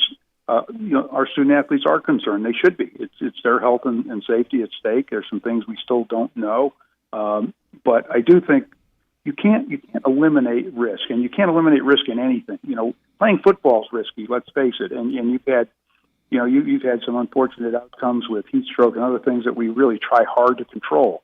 But this is something new, and we're trying to figure out, you know, what we need to do to keep people safe. The testing is a huge part of it. You know, without the testing, you really wouldn't want to go ahead and do this. But we're going to do everything we can to reduce risk to an absolute minimum, to what we think is an acceptable level, because you can't eliminate it. If it came down to, at the end of the season, some teams were not able to get in all of their conference games, in the end, would it just be straight winning percentage would determine teams in the championship game? Good question. We haven't decided yet. We've talked about it a lot, and we know, you know, decision time is coming. It's a great question because it could happen. You know, we know that we might all play an unequal number of games, but we'd like to play the same number of conference games, obviously the 8. But let's assume you've got some interesting situations that could occur. What if a team plays all 8 and is 7-1? A team plays 7 and is 6-1, but the 6-1 team defeated the 7-1 team, but through no fault of its own wasn't able to play a game because the other team wasn't ready to play or couldn't play because of the virus. You've got a tough decision to make, you know, because the percentage, which we normally use winning percentage, that's obviously our standard, that would favor the 7-1 team, but the 6-1 team has a good case to make, having beaten the 7-1 team and been deprived of that game. That's a decision we're going to have to make, and we'll have a vote of our athletic directors once we, you know, put all the facts forward, and also we have to make a decision on how many games you have to play to qualify for our championship game. If the team only plays 3 or 4 games, we're not sure that, you know, that's going to be sufficient. And another concern, of course, is we do if there are New Year's Day games or there is a playoff, we'd like to qualify. You know, we'd like to be, again, we've been the team the last 3 years, for the last 5 or 7. And obviously, we'd be a huge disadvantage if our champion had only played a handful of games, and through no fault of its own, perhaps. Yeah. So we're going to have to possibly set a limit, and that would be subject to discretion. I mean, let's assume, and this is just a hypothetical, let's assume we said you had to play 6 games to qualify for our championship game. And if you were 6-0, you know, you would have the best winning percentage. Well, let's say you only played 5 because you had 3 games canceled because the other team wasn't ready to play, through no fault of your own. And that's a question that was raised by one of our coaches. You know, we've had sessions with our coaches. We've had sessions with everyone ongoing. and that would be a real concern to try to reach a fair resolution. And we would probably convene a committee of athletic directors, just as we're going to do that with cancellations, and ultimately it goes up to the commissioner's office. But the point is, there may be games that have to be canceled, and we have a protocol in place for that. We also have some other tiebreakers in case other things happen. And we also know that not every team may be able to start the season on time. That's why we gave everybody the flexibility to play the non-conference games. That way, if a team can't start on time, the others can. And if certain teams, let's say certain teams have to close down their programs this season for whatever, if it's one or two teams, we're pretty certain that we would continue. We would play the season with our 9 or 10 teams. If it starts going below that, we'd obviously have to get our board of presidents and our ADs together and decide what we want to do. But let's hope that doesn't happen. And if that happens, it means we probably have a national final, all over college football. And fellas, obviously, there's some great uncertainty right now. We know that. We know that things could change. We know that we get medical information, daily and weekly. We're looking at all the charts on what the virus is doing. As Dr. Fauci said, the virus will, in many cases, determine what we do. So we know that there's that uncertainty hanging over everything, but we're going to take it one step at a time. We're going to see what August holds. June and July, went reasonably well. And one last thing I would say, people say, well, did you bring your student athletes in too early in June because some tested positive? To me, that makes no sense, because if they hadn't come in, they might not have been tested at all, probably wouldn't have been tested at all, wouldn't have known they had the virus, might have been spreading in their own communities, and might not have gotten the treatment they needed. As it is, they came in, they got diagnosed. And then once they did, they were educated as to what's going on. And one of the concerns, of course, is these are 18 to 22-year-olds. They do the things 18 to 20-year-olds do. And these aren't bad things. These are normal things. Whether you go to a fraternity party, you go to a restaurant or bar, you play video games with your friends, you get together with your friends in your room. But there are things that during a pandemic you can't do. You've really got to be careful, and you've got to do the masking, and you've got to do social distancing. And that's something that, obviously our coaches have talked about incessantly, and it seems to be working. We don't know what's going to happen when students come back on campus. There probably won't be a full complement of students on most campuses, but when they come back and the interaction between athletes and students, you don't know. You don't know what's going to happen. That's why the testing, of course, is so important. So we'll see. It's going to be, it could be potentially a bumpy road. There could be disruption. We know that. But I think we have to try. Edward R. Murrow once said, difficulty is an excuse history has never accepted. Yeah. And difficulty is an excuse we can't accept, even though, again, you always have to err on the side of health and safety. And if, as I've said before, if our medical advisory group said shut it down, I think our president would take that very seriously. Mike, I know there's a lot on your plate. Really appreciate the time as always. We'll talk soon. Appreciate it, and stay well.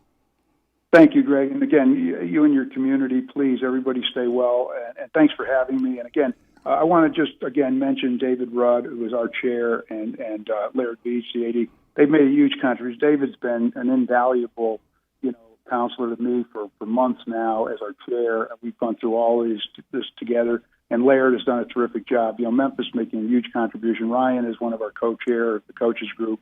So Memphis has a tremendous say, and we also want to give our regards to Penny and all the other coaches there and everyone in your community. Thanks for having me. Well said. Thank you, Mike. Appreciate it. Stay well. Mike Oresco, the commissioner of the American Conference. We apologize for the microphone going in, or his audio going in and out, but I think you got the gist of everything that he said. We appreciate his time.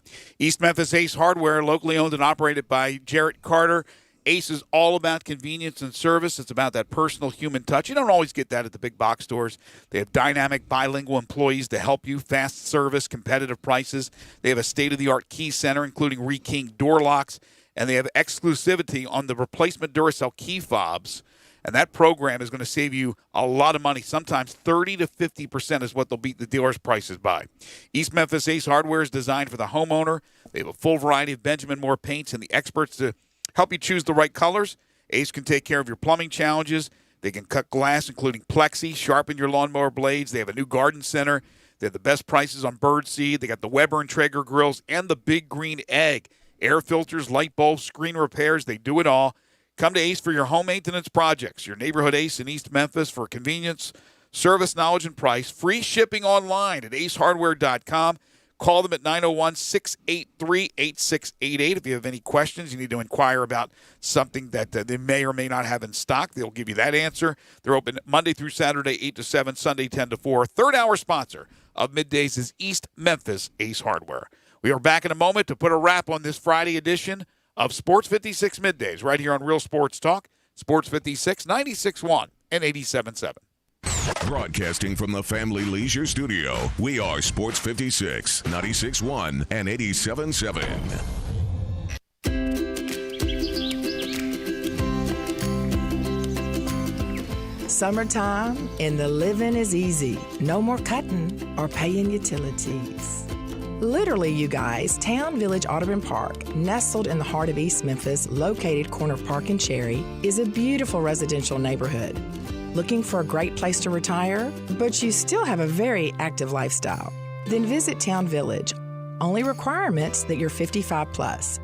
Prices per month starting at $24.50. The Gourmet Chef welcomes you to visit our restaurant and bistro. Package includes 3 complimentary meals per day, maid service, free local transportation, monthly coffee club, themed dinner parties, lots of fun. Visit us and call Daniel or Bo at Town Village Audubon Park at 901-374-7342. There's no place like home. Town Village Audubon Park. Hi, this is Troy Five-Ash, owner of Five-Ash Roof Services. You've heard me talk about how we offer the best products, the best warranties, and the best services for years. Now let's talk about pricing. Pricing should never be the only reason you hire a contractor, but in today's world, pricing is always a consideration. So we suggest you get 2 or 3 estimates for your roof replacement from a reputable, licensed, and insured company, and then give us a call. If we can't beat your best price for a comparable roof system by more than $100, we'll give you $100. It's that simple.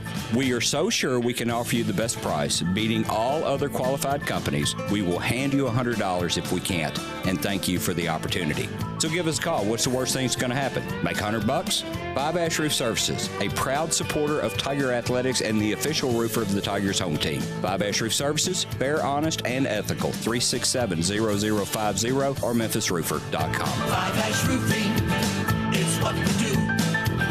We're here for you. Looking for a high-efficiency planting solution? The Case IH 2150 Early Riser Planter combines the industry's most accurate planter technologies with a rugged row unit for fast and uniform emergence.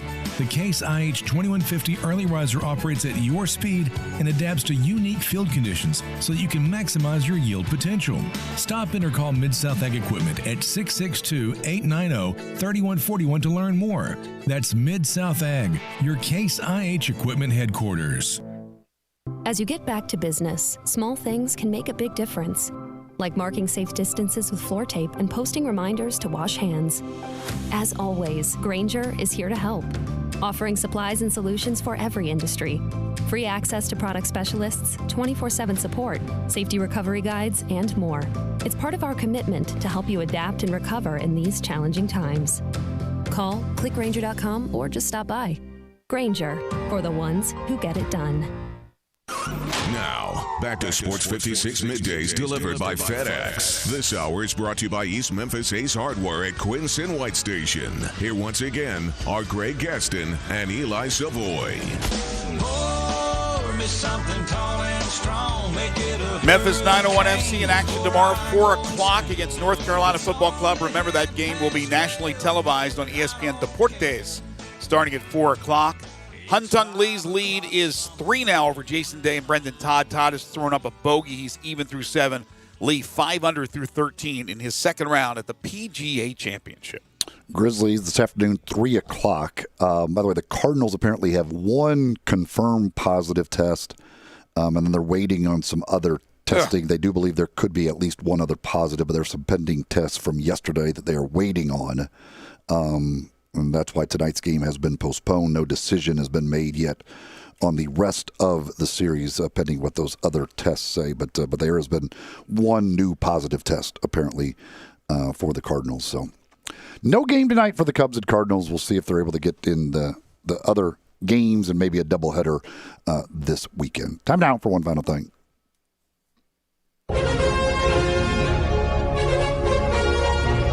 Before Greg and Eli get out of here for the day, they each have one final thing they think you should know to make it through the rest of your day. So here are Greg and Eli with one final thing. So yesterday, Texas Tech Athletics Director Kirby Hocutt fired women's basketball coach Marlene Stallings. This was a day after a scathing report alleging a culture of abuse in her program. Players dreaded a heart monitoring system they said was misused in punitive ways, had to endure demeaning and threatening comments, and were subject to sexually suggestive behavior from a strength coach who has since resigned. This is according to the report. Players said the coaching staff demanded that they maintain a heart rate of at least 90% of capacity during games and that they face loss of playing time or more conditioning work if they didn't. A pediatric sports medicine director said maintaining a heart rate that high would be very difficult to do. Didn't take long. Didn't waste any time. Nope. And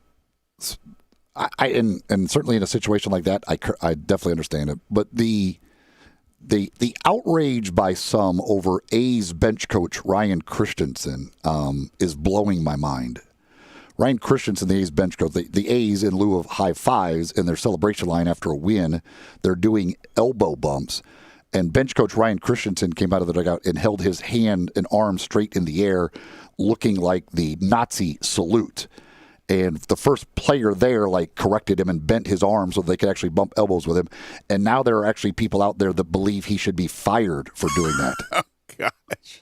And what's really making people angry is after he did it and they corrected him, he was laughing and he made fun of himself. So he held it up again like what an idiot I am. And they say he did it twice. I mean, he didn't even do it just once. He did it twice. The A's have apologized, which, okay, I guess maybe they need to. I don't understand why. He has apologized. But there are literally people out there, especially in the social media world, who actually believe he should be fired for doing that. Yeah, look, it's one of those deals where sometimes just keep to yourself. You need to make a big deal about something that's not a big deal. I understand when there are big deals that you need to make some noise, you make some noise. Understand that some things are pick just your wars, simple pick your battles. Some things are just simple mistakes that looked like something that was not intended at all. He didn't know what he was doing. They corrected him, and then he laughed at himself and made fun of himself. He's not out there doing a Nazi salute on purpose. Right. The same dudes that are watching the PGA Tour and they call into the offices and say that they broke one of the rules, which I think they can no longer do.